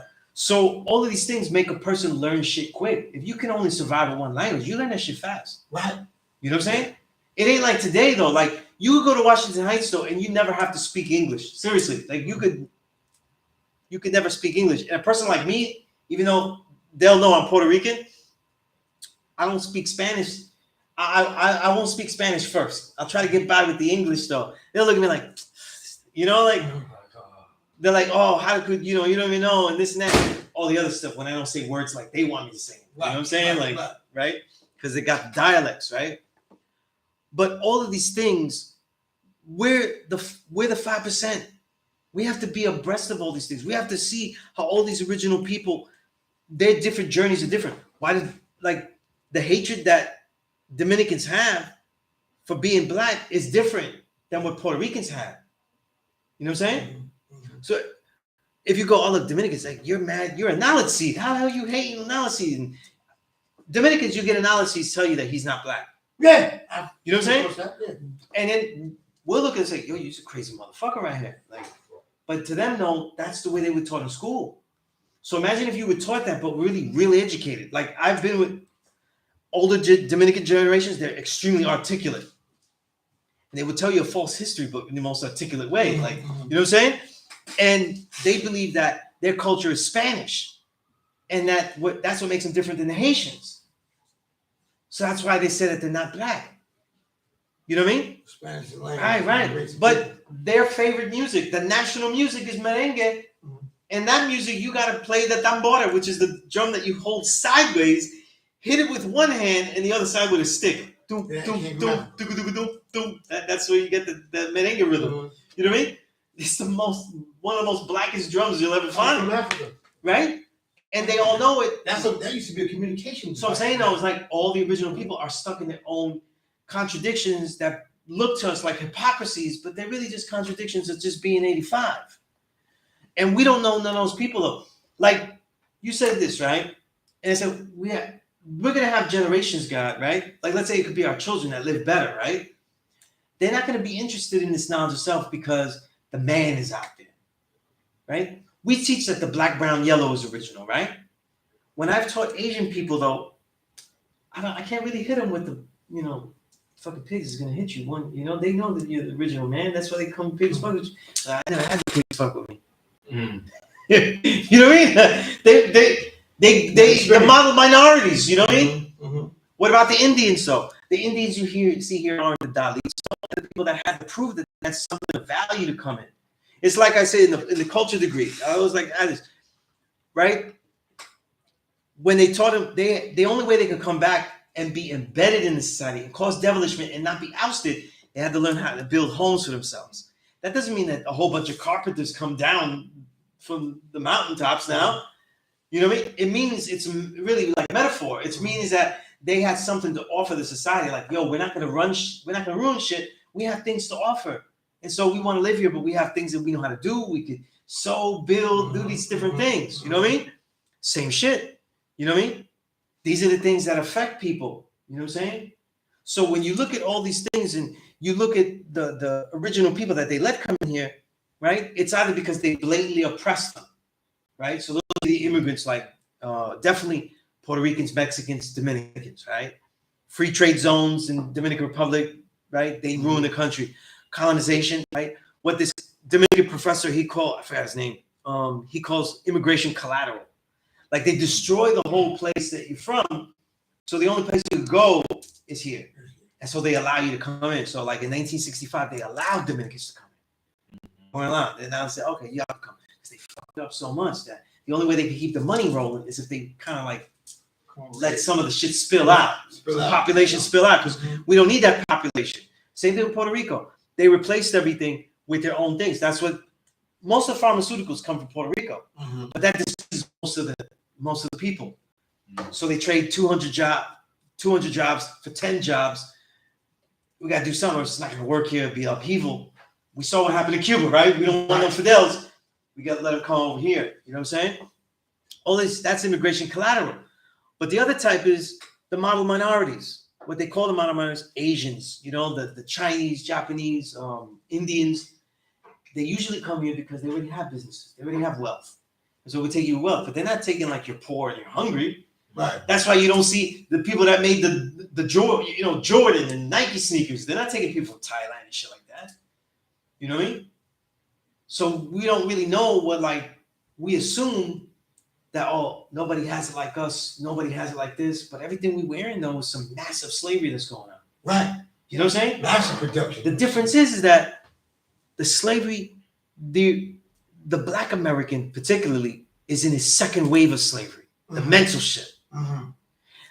Most of the original people in the world are still in the first wave. They're still in the first wave. So Puerto Rico's still in the first wave, but they're kind of in the ground. Like if they come here, they're now in the second wave of shit.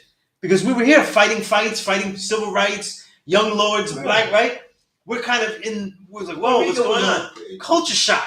Yeah, Puerto Rico was Because oppression is a culture shock too. You know what I'm saying? The way you're oppressed in one country is not the same way you're oppressed. A lot of South Americans, when I build with them, like I remember I had this build, I think it was from Colombia or Bolivia, shit like that. He was like, all you African Americans, all you Puerto Ricans too, y'all are fucking lazy and you don't want to, they give the narrative, right? Because you don't want to, and I'm like, you don't understand, right? That's how we go. You don't understand the shit that goes on here. And like, no, over there, the cops, they disappear you. You know what I'm saying? So they come from shit that's so blatantly wrong that over here, it's like a cakewalk. So what happens is that they say, well, it's okay. The problem with that is that the mental oppression here is what allows all the other oppression to happen. You know what I mean? No. And what they forget, though, is that the biggest money made is from how they blood suck generally, right, in general, mostly the Black American here. That's making the most money. The most money is being made off of the shit that's created here. How much intellectual capital was made by hip hop? Like intellectual capital by the creations. You know what I mean? Who are the big ambassadors of wealth throughout the world, though? It's fucking basketball. The sports players, right? I just found out recently that soccer, one of those highest paid sports in the world. More than basketball. But that's only because you get the worldwide. The whole world is doing it.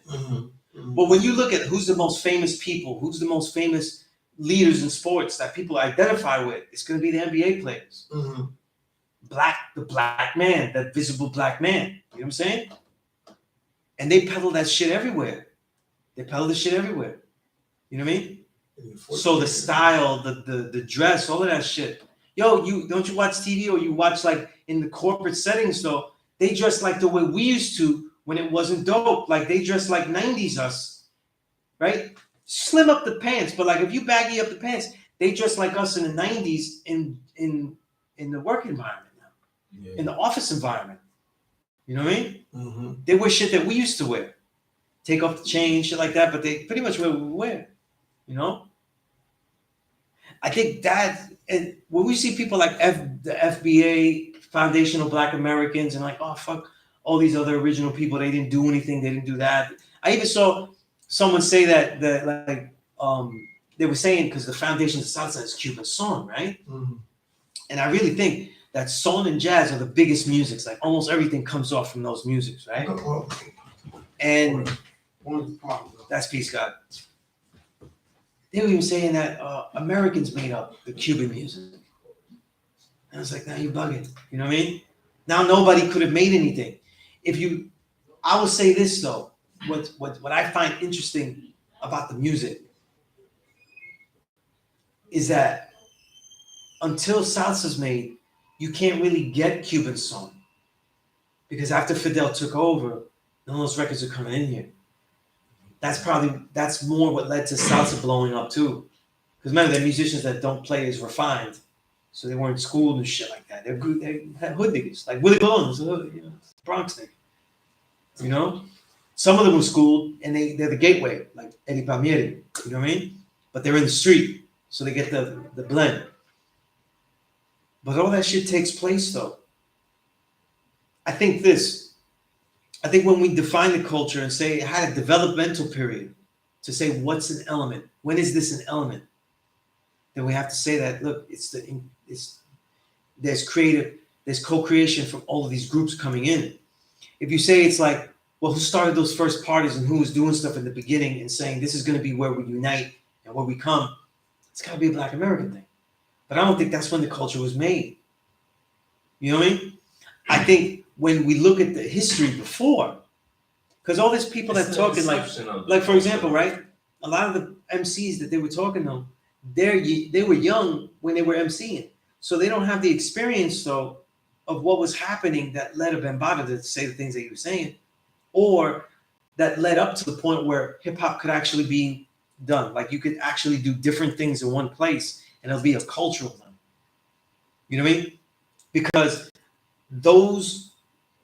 We gotta say like race wars, like those battles, like between Black and Puerto Ricans and the gangs, that was going off so intensely that if it wasn't for two things, it wasn't for like activists like the Ghetto Brothers and all the Blacks and Brown that were together in those groups, and then also the guys that were out teaching, those things don't lead to the possibility of even these things happening. You know what I'm saying? That's a fact. And if you're doing all these parties in the Bronx though, and the Bronx is not segregated, no party's going off unless you get women in it. And a lot. It's not segregated. It was segregated at that time. What? The Bronx. In the 70s. No. As during the late 60s and 70s, right? I'm talking about this.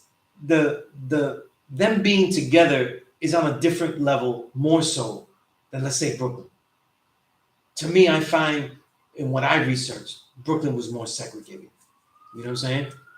In regards to Puerto Ricans, or was like just blacks? No, just Blacks and Puerto Ricans being together. You know what I'm saying? There's certain pockets though in Brooklyn though where they come together though, but like there's whole neighborhoods that were just Puerto Rican, like where I'm from. Definitely. You know what I'm saying? There was like very rare. You know what I mean? And then there's others like that had a mix, but then there's a lot of others that just was all like, you know what I mean? Right? Like Bushwick was like that back in that. Bushwick was primarily Puerto Rican. Brownsville was not though. You know what I'm saying? And that's why people like Thurston or Rudy Lowe, like they was anomalies there throughout their struggle. So it's different pockets. Definitely some best stuff.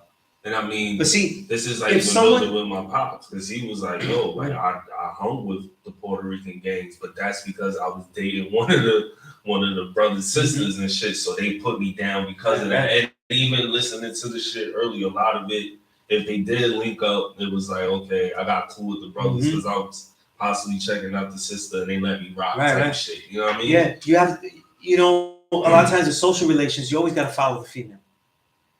You know what I'm saying? That's what I said in the parties, though. What parties, you know the rule of parties, though. What party's successful without females in it? So how successful would hip hop be in the beginning if it didn't have females in it? But based on the joint that was there earlier and they was building on it, they said a lot of the women that were in those parties was mostly black women. And that was from Whip and Ruby D. You know what I'm saying? So I think the big thing that Lil Jamal is trying to clarify is the whole percentage based on what Fat Joe said. You know what I'm saying? I forgot what Busta Rhymes said. Busta Rhymes clip that I know. Like, Fat Joe, I don't take regard. I don't think there's a percentage. The percentage, here's why I don't go with percentage though. Because the percentage has to, it doesn't make sense if it's not Black Americans as the predominant. Because the Puerto Ricans and Jamaicans have to assimilate. Right. You know what I'm saying? Right. They have to assimilate. I don't even think they was like assimilating with like a. I don't mean, yeah, I definitely not using that word. Right. I'm not using, yeah, right. They just like, yo, I'm here. For lack of a better word, because I'm not using that word like in the colonial way. Right. I mean it like, yo, in a culture way. Like these are the people that have been making it in this hood. They kept saying like, yo, it was people around us and we did not know they was Caribbean until years later. There was people around us that was Puerto Rican and we didn't even know they was Puerto Rican until years later. You know what I'm saying? And I've been to shit like that my life too. Like I went to junior high school and high school with this dude. One thing I'll like, say this though is that what? There's such a misnomer about Black Americans and that they've always embraced who they were, you know? And I think that what people don't want to admit is that if you go into every pocket, a segment of population everywhere, in every state in this country, and you look through the deep history of each one, the reason that you don't see more lighter populations, like lighter skinned Blacks and everything, and like such a, like, let's say like in Puerto Rico, like we're mad light skinned, right? Where you may not see it like that or others, is because a lot of them are passing. Right. You know what I'm saying? A lot of them are passing. If you're so-called Latino, there's no way to pass. Because the culture was that you didn't have to pass though. The one drop rule is in reverse. Indeed. Why would you pass? You don't have a problem. Technically. Ideologically. You know what I mean? Or a colorism philosophy, right? Philosophically. And what's interesting is that the darker shades of these countries, including Puerto Rico, will have a difficult time migrating in, right? But the migration that, let's say, a lighter person could take, maybe that things got a little bit better, just slightly better, they just migrated themselves to a different level of oppression. That's what people don't get, all these economy. What I think is ultimately this, though, right? In those early years, I don't bear witness that hip hop is fully developed. You see? So even if we were to go to those immediate founders, though, it has to be say, how did this develop? Because, like, for example, the great example was really Raheem, when he gave the story of Grand Wizard Theodore and the Scratch, right? That's a story that FBA came up with to say that Theodore came up with the Scratch because Flash was found out to be Caribbean. But Flash had said that years ago. Flash gave his own. Flash already has an autobiography out. David Ritz wrote it. He wrote it with David Ritz that did the Marvin Gaye one. He did he does he writes a lot of biographies with people. Right. So like they're autobiographies, but they're written right by Ritz. He did Marvin Gaye's, which is a good one though. Aretha's, Ray Charles. He did a whole bunch, Okay. like, big time, right? Out of those kind of like that job, like he's like one of the probably the top of the heap. I can't think of any other autobiographer that has done as many legends as he has. But when he did Grandmaster Flashes, I thought it was a little off, but not because of what Flash was saying about that. But Ritz, to me, I felt like he didn't guide him well because Ritz doesn't know hip hop like that. He knows soul music, so he didn't really ask him like a lot of questions I would have liked to have him put in the bio, you know. And it led to a shorter book too. So right, but he said he was from where he was West Indies, something he didn't really share at all because he didn't really have to, right? And a lot of them were He like, was born in the West Indies, or oh shit, that I don't know. But he was young here from a kid, so he might have been like there's no word for it, but he might have been like a New Yorican like me, like he was born here and shit. That's why a lot of this, they would have been that next generation, so they wouldn't have been speaking like that. You know what I mean? And who knows? I'm not sure if a younger Jamaican has an easier time dealing with the accent than, let's say, a Spanish person. I'm not sure. That's a good question. I couldn't really tell. You know what I'm saying? Like, for example, like, does a Jamaican that comes here that has an accent, are they able to shed the accent at a better pace than a Spanish person? You know what I mean? Spanish accent. I'm not sure. That's a good question. I'm not sure. You know what I mean? Because both accents are extremely shunned upon. Now, people hear you with the accent, they think that thing is dumb. You know? And that especially back then in the 70s, 80s and shit. You know what I mean? But to me, I was like, with those early people that were there, I bear witness to that though. If he made the party, those are the people that is around that's gonna go. It's local. He's not big, he's local. So it's only gonna be local people. The other thing is that it's unrefined as fuck. You know what I'm saying? And one of the things that is a misnomer is that those beginning parties are not the place to be. I'm sorry to say, like they're not the hot spot. Well, I mean, it's not compared to other cultures, right? Would you say the beginning of the 5% culture? No. This was saying like if you compare it to like salsa, right? For example, salsa, which is really burgeoning and developing, already developed. That shit's hitting like it's super peak. Like by 75, they get to hit Yankee Stadium and perform there. So that's like big time. So it's way more refined, more developed. If kid is Jamaican and likes reggae is already speaking to his problems, right? You have an icon happening right there and then, right? The icon of Bob Marley is happening during that time.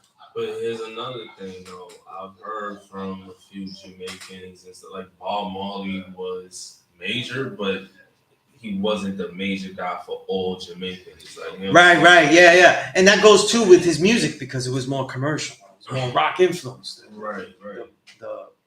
His albums, you know what I mean? Especially like after Bunny left and shit. You know what I mean? Yeah.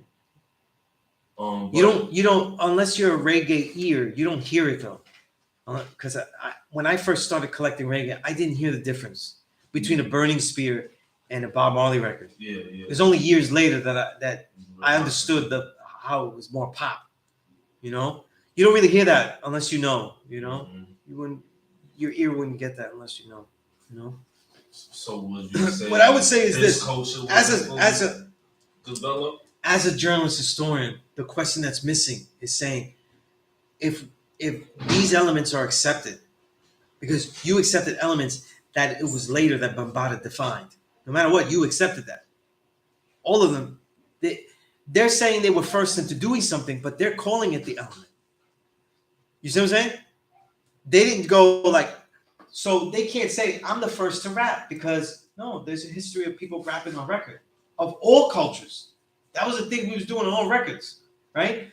And by the 70s, though, we could probably say that, let's say if there's no hip hop in the Bronx at all, it's very possible that more rapping gets on records because like JV records and other records, they got more used to talking on records. Remember, there's a lot of talking records, and that was always a thing, right? Because that's a blues thing too, right? Who's it? Lightning Hopkins records. He got whole records where he's talking to the whole shit, and he don't even sing on the shit. You know what I mean? Where he's just right, he's just kicking it. And I would consider that rapping. No, me too, right? So it would have developed somewhere, somehow. We could argue that too. That's a good argument because other cultures are doing it. I mentioned too in Puerto Rican music, right? The P.E.A.C.E music that was being recorded and fused into salsa. That's what salsa is, a fusion too. Was P.E.A.C.E and legendary singers like Mon Rivera had their second upstart, and they were singing for a long time in the island, and they were doing what you call trabalengua, which is tongue twister. That means tongue twister. Okay. And they were basically like rhyming, like singing rhyming, but like it was mad fast. Like you can't. Yeah, it's tongue twister. Like, and you know, and Spanish lends itself to really speaking and rhyming fast. Like it's easier to rhyme. No matter what anybody says, Spanish is easier to rhyme. You know, it's most of the words end with O and A. So you know what I mean? It's a very easy sound. So even you could manipulate, if you know, like MCs manipulate words. Imagine if you're doing that in Spanish, and it's easier. But I think this God. The reason I've always said I think all of the cultures of original, right, co-created is because to me it didn't. When they defined it as what it said, this is the element, and it consists of this. It became much later. Also, too, when you talk about graffiti, they keep talking about cornbread. But there's so many things that people consider graffiti that are added onto it, though, that cornbread wasn't doing. Cornbread was just writing his name on the wall in a dope tag, but he was doing that. But that's when you go into graffiti, they don't even consider that like high level. They consider that the toy level, the low level. That's not even the peak of the shit. So, right? So if you say the graph, then because I think graph is already pretty much developed, and it's more like an embrace thing into hip hop, right? Then you have to say Puerto Ricans were juggernauts in that. There's influential blacks, there's influential brown, and there's influential even whites that were in that shit, right?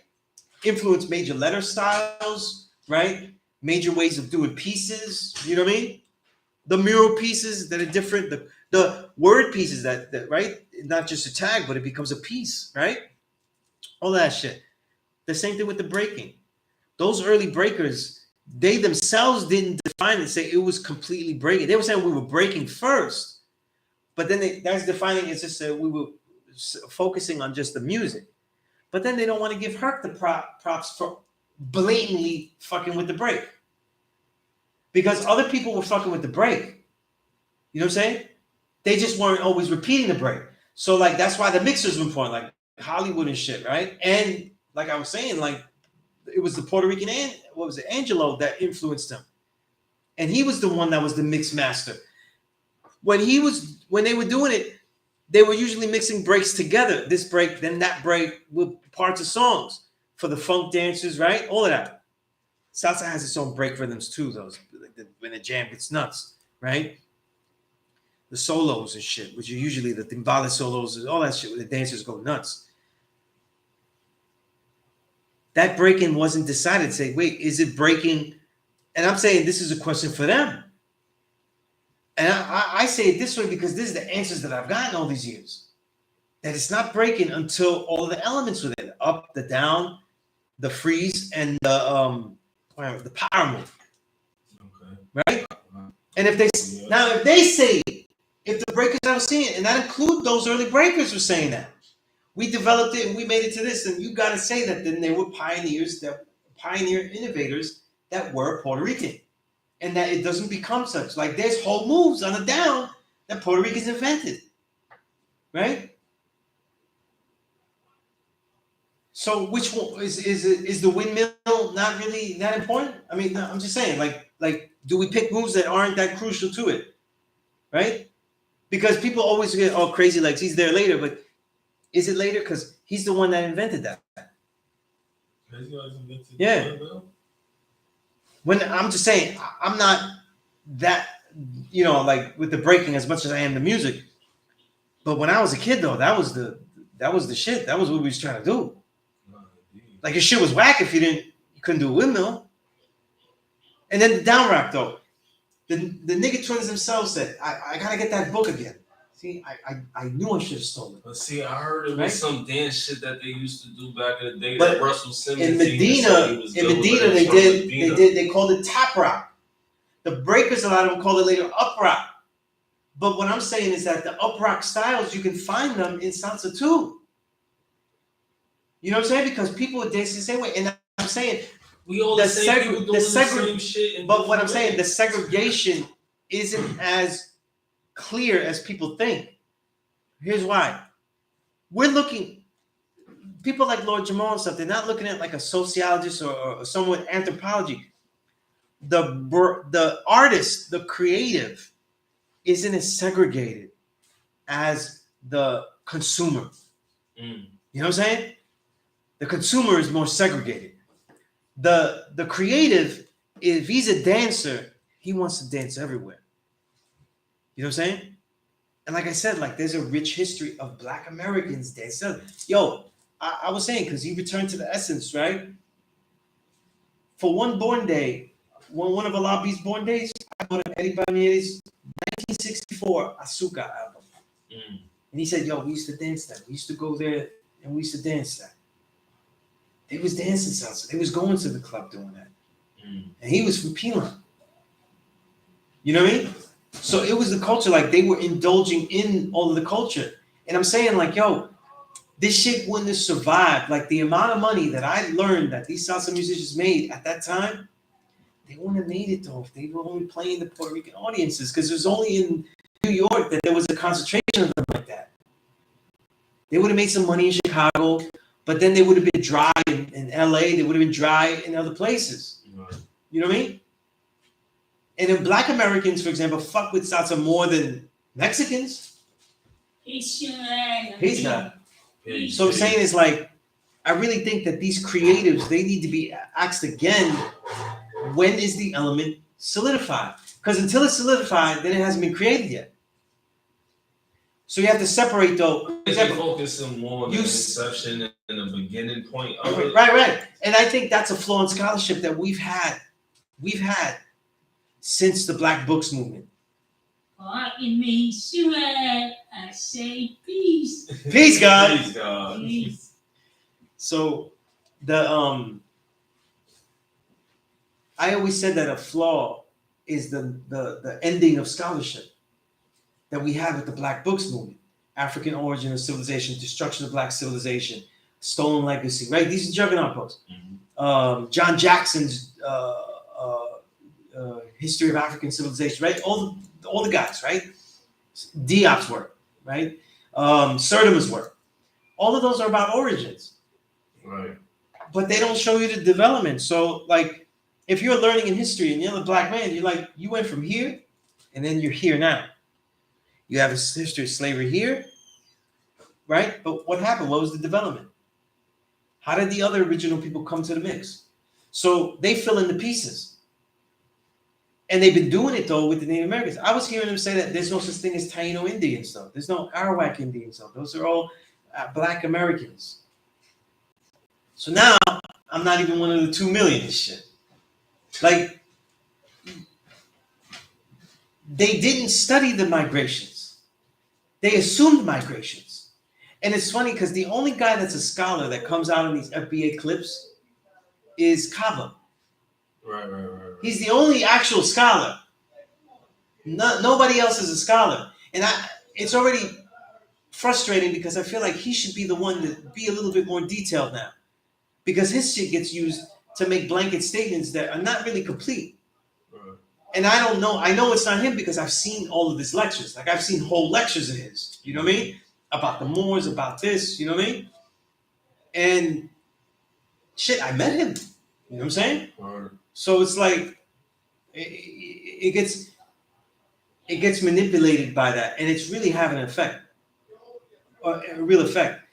And I think that when we talk about the origins of something, when did it develop? How did it develop?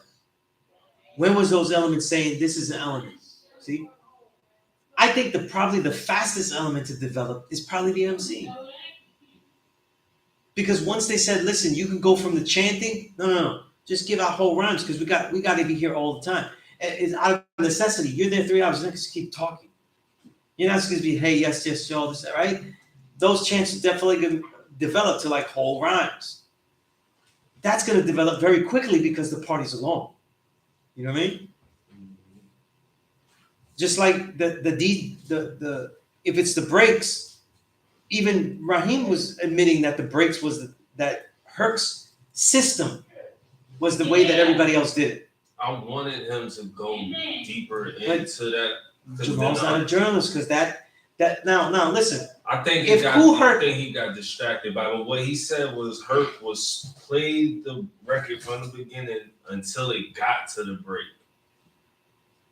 I guess someone else came along and or Herc, once that part got to the break, he was needle dropping them because Raheem was like Herc never touched the record. Right.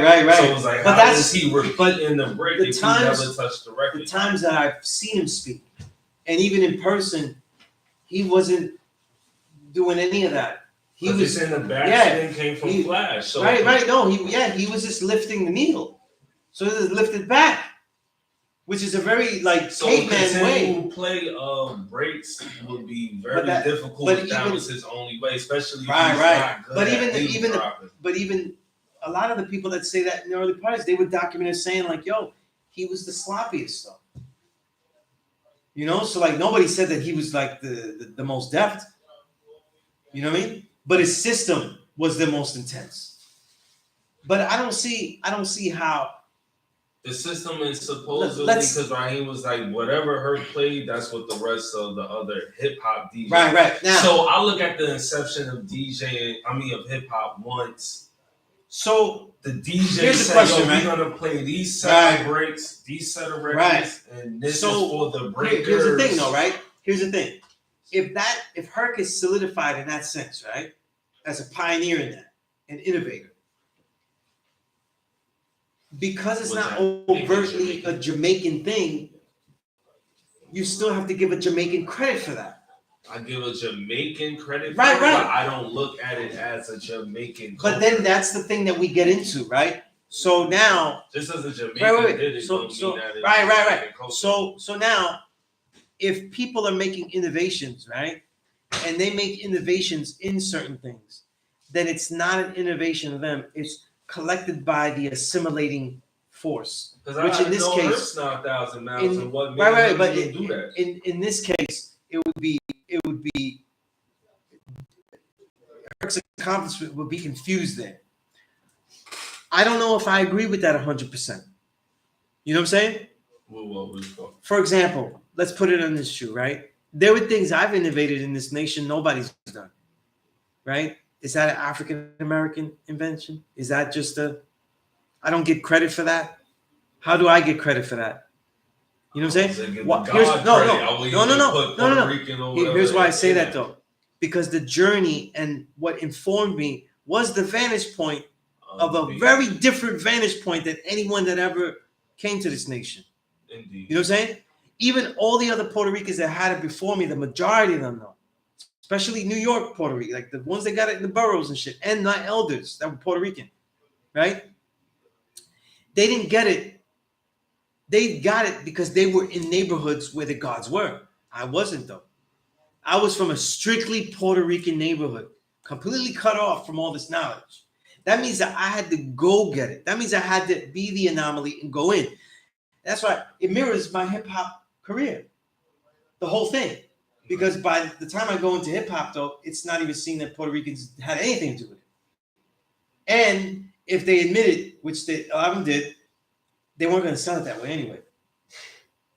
So it's already been taken out. It's been taken out of the whole possibility of even making money on this shit. You know, that's what, by the way, as a side, it makes Crazy Legs pretty incredible. Because sometimes I bug out that he even made money off this shit. No, for real. You know what I'm saying? Because while he was making money, and he did it authentically, like he wasn't fake breaking, you know what I mean? Like he was really representing. And anybody that looked like him or like me, if you couldn't pass for like African American, you wasn't going to be on label. Mm. And that's why I think you got to get past the emotional stuff when you interview people. When journalists, you got to look deeper into what the journalist is asking. Because a person like Fat Joe is going to get emotional because he had to go through a lot of shit. No black MC went through what Fat Joe went through to get on wax. Because unlike everybody else, though, Fat Joe, nobody told Fat Joe that you're not supposed to MC, even though you come from the culture. Like, he's really coming from the culture. You know what I'm saying? Whereas even a white MC, they sound like, yo, they were always looking for their anomaly. They were always looking for the anomaly. You know what I mean? They just found you whack, but they always gave you a listen. That was different at the labels, though. It's different. You know what I mean? Every Puerto Rican you ask, though, guys from the Arsonist, every era, they'll tell you the same thing. You know what I mean? So I think I really think it developed. If we want to go, it depends. If we do that, right? If we cut that time and we say, listen, it's got to be this time here and that's it, then you've FBA'd it. They've FBA'd it. You know what I'm saying? But when I look at the elements and say, I don't see them all fully developed. And no matter what, though, until Bambaataa says, we got to do this as a cultural thing, and his party set up that cultural, I guess, fusion, right? Because that's really the magic of his parties. I don't think it's developed. And you could say that it would fail. Like people say, no, bro, it would have came up. No, you could say it was failed because there's no part that's wholly like original. You know what I'm saying? And at that time, right, when Bam's doing that, they have no product, God. There's no music that they could take to a label, right? Because they had just it's not hip hop, but in that time, they still didn't really know samples. Like, it's a great book talk about like how samples and shit like that. George Clinton's autobiography. Okay. And he talks about like how the sample game and like in the beginning, it wasn't even defined how that would work. But every time they defined it, the label was getting paid like a motherfucker. So labels was getting paid off the samples, but how they divvy up to the artist, so as always though, was always like the failure, the willing failure that they engaged in. So these people, I don't know. If you're gonna say it like that, then it's like that. But I don't think hip hop fuses together. I think it's a fusion culture. I'm sorry to cut you, Bill. How long you gonna be here? Oh, I have no idea. I'll probably be here till 10. Oh, coming back. That's peace, God. But from what I researched, God, I don't think it develops without all those people adding on. And I think that Herc deserves credit as a Jamaican. And I don't say that because of the sound system, which I consider to be Jamaican culture, the way he infused it. You know what I mean? I also think he deserves innovative props because I think he did something with the break that was a next level thing. I think he did elevate what the break is and the focus on that. You know what I mean? And even those first dancers are admitting that they became break boys. So that means that it was acknowledged. If it's a fusion culture, it's acknowledgement that counts. When is it and when is it developed? Right? So we have a history like that too here. See, when the gods left, though, they didn't say we're the gods and the earths. Like, we say that for a long time. Term came later. And then they were saying, like, well, what are we? Like, for a while, there was the blood brothers. Like, they just know that they're the gods and the blood brothers. They're together. Then the 5%. You know what I'm saying? And that's why a lot of Medina is like, yo, we're the 5% like that. Because they were just saying that. You know what I mean? But then people don't know, like, I used to be with Firstborn Prince, and he was like, yo, at certain times, like, when shit popped off, we said we was like 5%ers, or we said 5% Nation Islam. People thought they were Muslim. So they needed more detail. So even throughout that whole time, 64, 69, there's still people that get confused. Right. And so the way that we present ourselves was always something that the Father was about. Presented so there's no confusion. If that was the case, though, we still would have been saying Assalamu alaikum, because the early gods, they don't tell you because nobody, they would say Assalamu alaikum. But I remember Prince telling me like, yo, they was making fun of us because saying stupid words and shit like that. He says, no, you tell them peace. Say peace. That's when the shit started to happen. You know what I mean? So like you can't. People like to dismiss things like, oh, the father didn't teach us this, didn't teach us that. But when it comes to Mecca history, that's why things like refinement get respected so much, even though it's not necessarily necessary, right? Right? But it gets respected and put in there, right? Even though I don't see it as defining it the way people have defined it. I see it as focus, because all the power of Allah is focused. You know what I mean? The father didn't go out there and yell and shit. Black man's God. He never did that shit. He didn't do. He didn't get on He didn't get in the pine box and start yelling. You know what I'm saying? He didn't do any of that shit, right? So he was he had a refinement. There was a focus of his power. You know what I mean?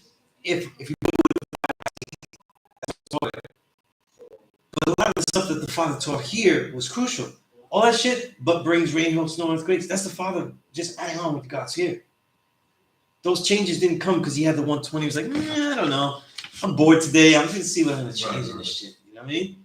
No, all these changes were daily. They were daily as they came along. And most of these changes came about with the firstborns in Mecca, not in Medina. You know what I mean? And that's something that people don't like to admit. They like to admit the one that they don't like. You know what I'm saying? The one that they weren't taught. Because he taught everybody very exclusively. He's a very personal teacher. You know, what he said to you was to you. You know what I mean? And that's what was the difference, you know? So when we talk about the culture, we have those same problems. Right? A little like hip hop, though, it's very different. Because then Babada would be that person, and obviously he was influenced by the 5% too. You know what I mean? He tried to give it a foundation like that too. Right? I mean, he bit a lot of shit. Mm-hmm. Right? So then he bites that foundation and he goes, listen, this all has to be organized in some kind of way where we could take it somewhere. Right? So I think it's to me it's got to be disingenuous, God, if you just say, oh, it's just Black Americans that made up the whole thing. Because if, let's say, for example, BAM doesn't say, look, all of this has to be unified in this certain way, they actually don't know how to make it a product to take it downtown. It doesn't go anywhere. And then you have to figure out, though, how you could pitch it. How do you pitch it to a studio? But I think that has to do more with the Black Americans, though. Because hip-hop music doesn't get recorded unless those rhymes are next level. To us, they're babyish, though. To other forms of music, they're simple. But unless shit, they don't develop the rhymes, no studio is gonna let you. You see that in regards to like the low life culture or just hip hop fashion in a sense, because I think one thing Lord Jamal was trying to point out was that regardless if the person was from Jamaica, Puerto Rico, or China, or whatever, like once you became part of hip hop and started dressing like hip hop and wearing Pumas and wearing that, that's the Black thing. I disagree with that too. Here's why.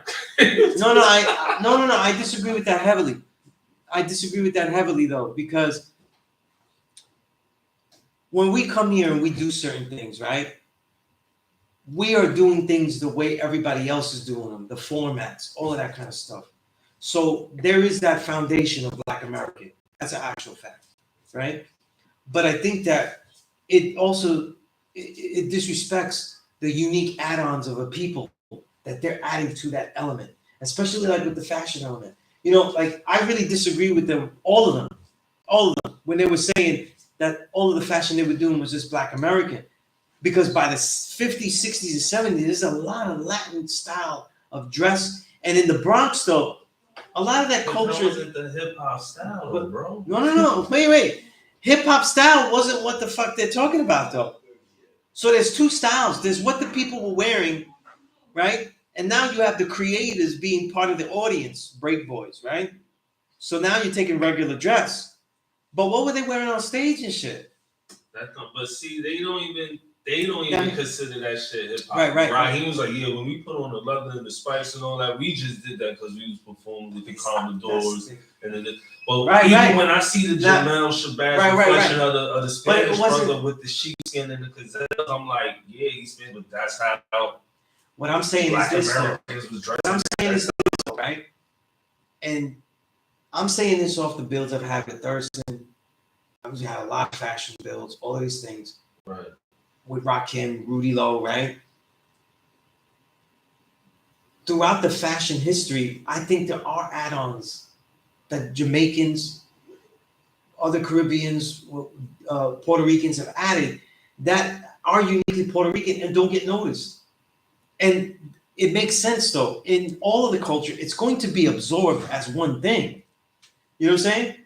I think fashion is one of the places where we get lost though, because fashion itself is often a reappropriation of the products that you're given, right?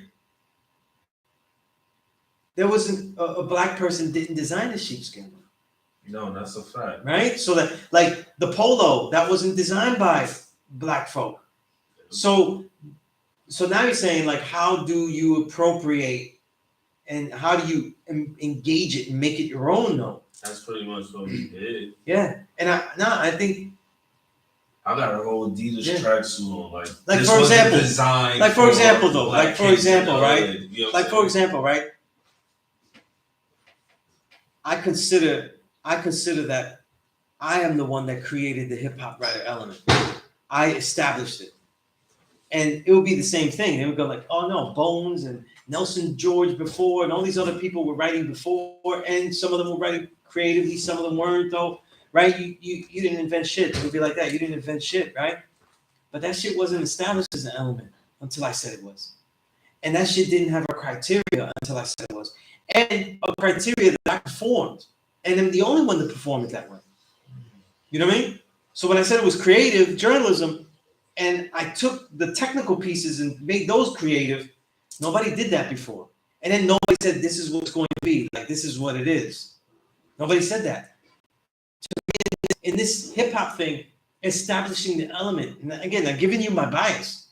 Establishing the element though is profound in this, and in a lot of ways though, like let's say like Low Lives and stuff like that. And obviously, I'm partial to Low Lives, right? Obviously, I think that they had a lot to do with establishing that. You know what I'm saying? I don't know if they said a fashion element didn't really exist until then. I would say yeah. Where it's a specific aspect that you have to do. You have to perform it to make it overt, right? So I don't know. I don't know. It's hard to define. That's even harder to define because nobody was saying it that way. And then listen, the way if you study these old documentaries like Rubble Kings and all that, right? Puerto Ricans had unique styles to the ways that they were dressing, that they were adding on, that they can't be negated. You know what I'm saying? From what I've seen in that, man, it's like a lot of the Puerto Ricans was focused on gang wear. The jean vests, they shit on the back, this, that, and the other, and close to a black guy in the gang. Yeah, that was your thing. But other than that, I felt like a lot of the black brothers of that time in that area, they was focused on the mock necks, the Pumas, the this and that. The Puerto Ricans that was in the gang, them niggas was wearing combat boots, right, and biker shit, and you know what I mean. So I feel like it was definitely a difference between a traditional Puerto Rican in the Bronx versus a hip hop Puerto Rican. Right. But the shit that they were wearing like that became hip hop though. A lot of it became hip hop. A lot of the militant wear of a lot of those gangs became what was defined as hip hop. No. When you're saying, right, when the parties start, then it changes though. It has to change. But the culture's not only happening at the party though. Again, it's the culture. They said it was all the elements, but those elements don't all happen there. It don't all happen at the party, right? And a lot of the then once you get MCing and you get making music, now you have something else that is not happening only at the party, because now part of the culture is developing and creating the music. What do you wear on the daily then? You know what I'm saying? So you're in that It's not a culture until it becomes the daily way of life. You get what I'm saying? So like Fully now, if you say developed. it's just a party though, a lot of the shit that even the gangsters wearing, they might have switched up a little bit if they go to the party.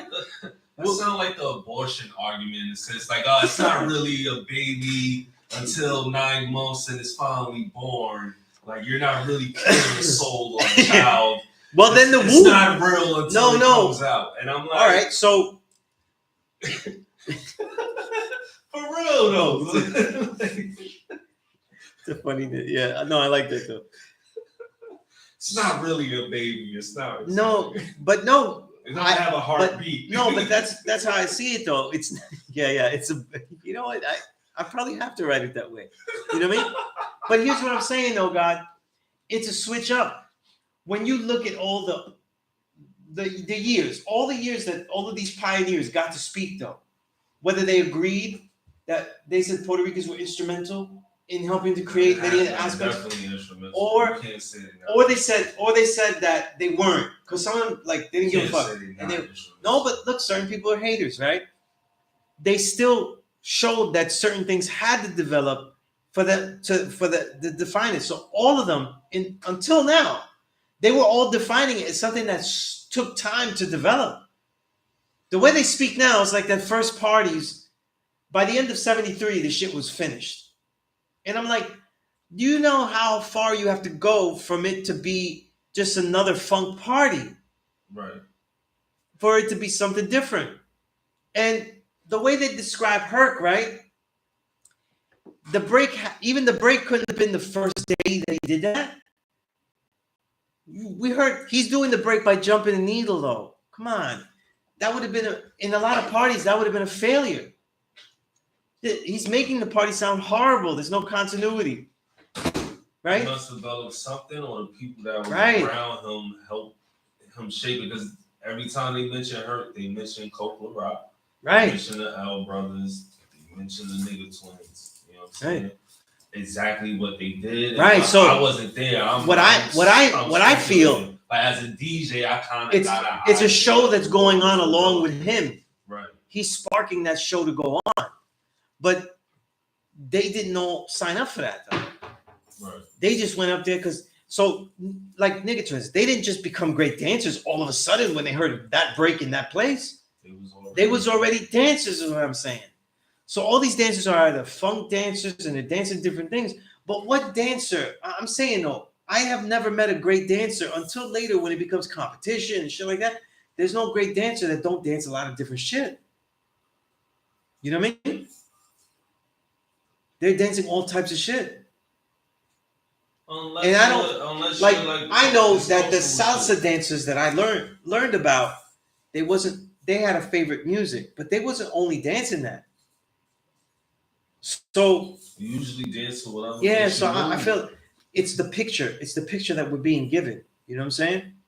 And that's why the parameters, the forums. What I was saying about me making the element, though, right?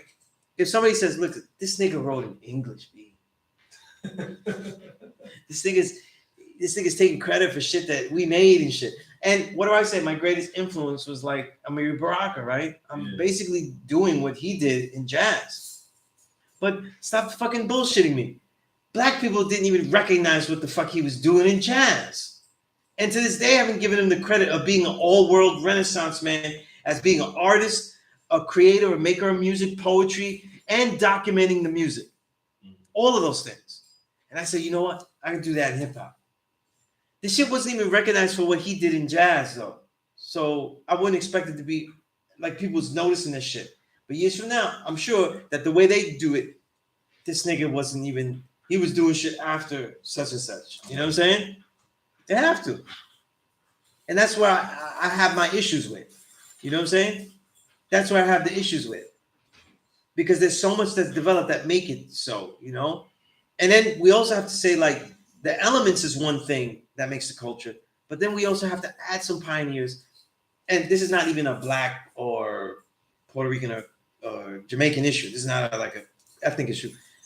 But we also have to add the pioneers too that make it the music though, or else it just fades. Because like it's still not an original music. It's still interpolations, right? Because when they go in the studio, they interpolate the whole thing because they don't sample yet. Right? You hear all of the, what was the girl, the lady that made, the singer that made the label with Sugar Hill Gang and shit? Sylvia Robinson, right? Right. The sultry singer turned record label exec, right? She was, they weren't sampling. They weren't allowed to. They were getting fucked over. They weren't able to. They was replaying. Yeah, they had the replay, but that would be interpolating. They were just interpolating and doing their own riffs off of it, right? So they couldn't just sample Chick yet. Because there's a few records that came out at that time that use. But all of them, the Sugar Hill Gang, all those records, though, they're all playing it. Right. They had to play it over because at that time they didn't really know how to do the rate or judgment of an interpolated thing. You know what I mean? So is it copyrighted for like this? You know, it wasn't really decided yet how to do it. So how could you get away with it? It was the only way, right? So I have to say then, who makes it an actual music? Because to me, it's not fucking music. You know what I mean? Right? And as far as like a breakbeat in recorded music, though, honestly, my ear, I don't think it's music until Marley Marl. And that's the thing, though. I don't look at hip hop as just the music aspect of it. You know what I'm saying? Or being like, yeah, that's the point where it's hip hop and it's fully developed. I think having those set of teens and all that, saying like, yo, this is our shit. This is what we doing that's different than the generation before us was doing, and all that. Yeah, this is our shit now. It may not have a name for it yet, but they didn't say it was our shit until BAM. And all of those they didn't have to say it. What was already understood didn't have to be said. I'm saying though, was it though? I think that may not be totally true though. Everybody that I spoke to from that era was like, yeah, we already knew that this wasn't our parents' shit. This was some shit for us. Right, you know what I'm saying? No, and that I get. That they felt like this was some shit for us. That's the origin point of hip hop, because it wasn't nothing like that they felt was for them prior to. That, you know what? That I agree with. You know what I mean? So my mom was like, oh, the R&B, and it was cool, but they was always saying about some sad shit, somebody breaking up. That wasn't my shit. You know what I'm saying? Once hip hop started coming out and niggas was rhyming, and that's when it was like, wow, this is for us. You know what I'm saying? You know what's interesting, God, right? Until hip hop music, though, most black music, recorded music that was going on, though, like it's all relationships. It's all There's because it's much different than generally. Yeah. It's much different than rock music. Right. They had all types of subjects or just rocking. Like it was missing a lot of stuff, you know? There's a lot. Relationships. Or just about the jam, or just cryptic shit, or just shit that is just not about relationships. You know what I mean? Abstract ideas, you know, like a lot of Led Zeppelin lyrics are just abstract shit. They're not really saying like it's not like there's not a build in there. Like this, right. It's just like spaced out, airy, like you know. But again, they had more freedom to make shit. You know that when you got on the label though back then, you had to make, you know, that's why our genres die faster. They get diluted faster because they expect certain content. Right. You know what I'm saying? Right. That's why, they expect a certain content. You know what I mean? Look at funk; it was so creative though, but then by the disco era, even funk was a little diluted. Yeah, no, that's a fact. Yeah, you know, funky chicken and shit, like, you know, that's what. The thing. Then the answer is though: is it a fully fledged culture? Right? Is it not a fully fledged culture? And are the contributions? Are they innovative enough to make some of these elements still viable, like what they were? I don't think so with the MC. I really think I think that because the first MC is so good, You know what I'm saying? Like, think about it though. Like, the early genres, like, we don't look at them as that great MCs, but the first MCs that are great, like Melly Mel and stuff like that, they're pretty advanced, pretty fast. For that time. Because Yeah, like yeah. for Melly Mel to like just even make the message to advance at that speed, that we still listen to that today and it's lyrical. That's a fast rate. And it resonates and it's still Compare relevant. it to other shit. You know what I'm saying? You don't get that lyrical advancement in other genres. You get musical advancement, but not lyrical advancement that fast. You know what I mean? Right? Jazz didn't even develop a lot of lyrics, you know what I'm saying? Until later. But it's really a combination of all the standards for all the musicians, right? You know? That's a totally different thing, you know? But to me, I still have to say, I think that select Puerto Ricans and Jamaicans help co-create it. No, definitely. And I think that on some level, their reality as a Puerto Rican, their reality as a Jamaican is fitting in the story. It's important. No, You know what I'm saying? That's what I mean. You know what I mean? That's what I mean. You know, it's important in it. You know, because even a group's assimilation into the culture, if it was the black American undergirding, right? That's all. We're all there. There's still unique things that we do to it that only we would do it that way. You know what I'm saying? Certain cadence, certain ideas, right? I see that. And all that. Like, I defy any motherfucker. No one is going to write the shit that I write. No one's gonna write it that way. You know what I mean? But I'll probably get excused for a whole bunch of shit though. That's because I'm 5%, because I'm this, because I learned these different things. But it's from the reality I came from that gave me that perspective to do all that. That original 9,000 miles is important. Right. So we kind of negate the 9,000 miles of a people, though. We just say, oh, they were just doing what we do, and that's why it came out that way. I don't know. You know what I'm saying? Like, I'll give you an example.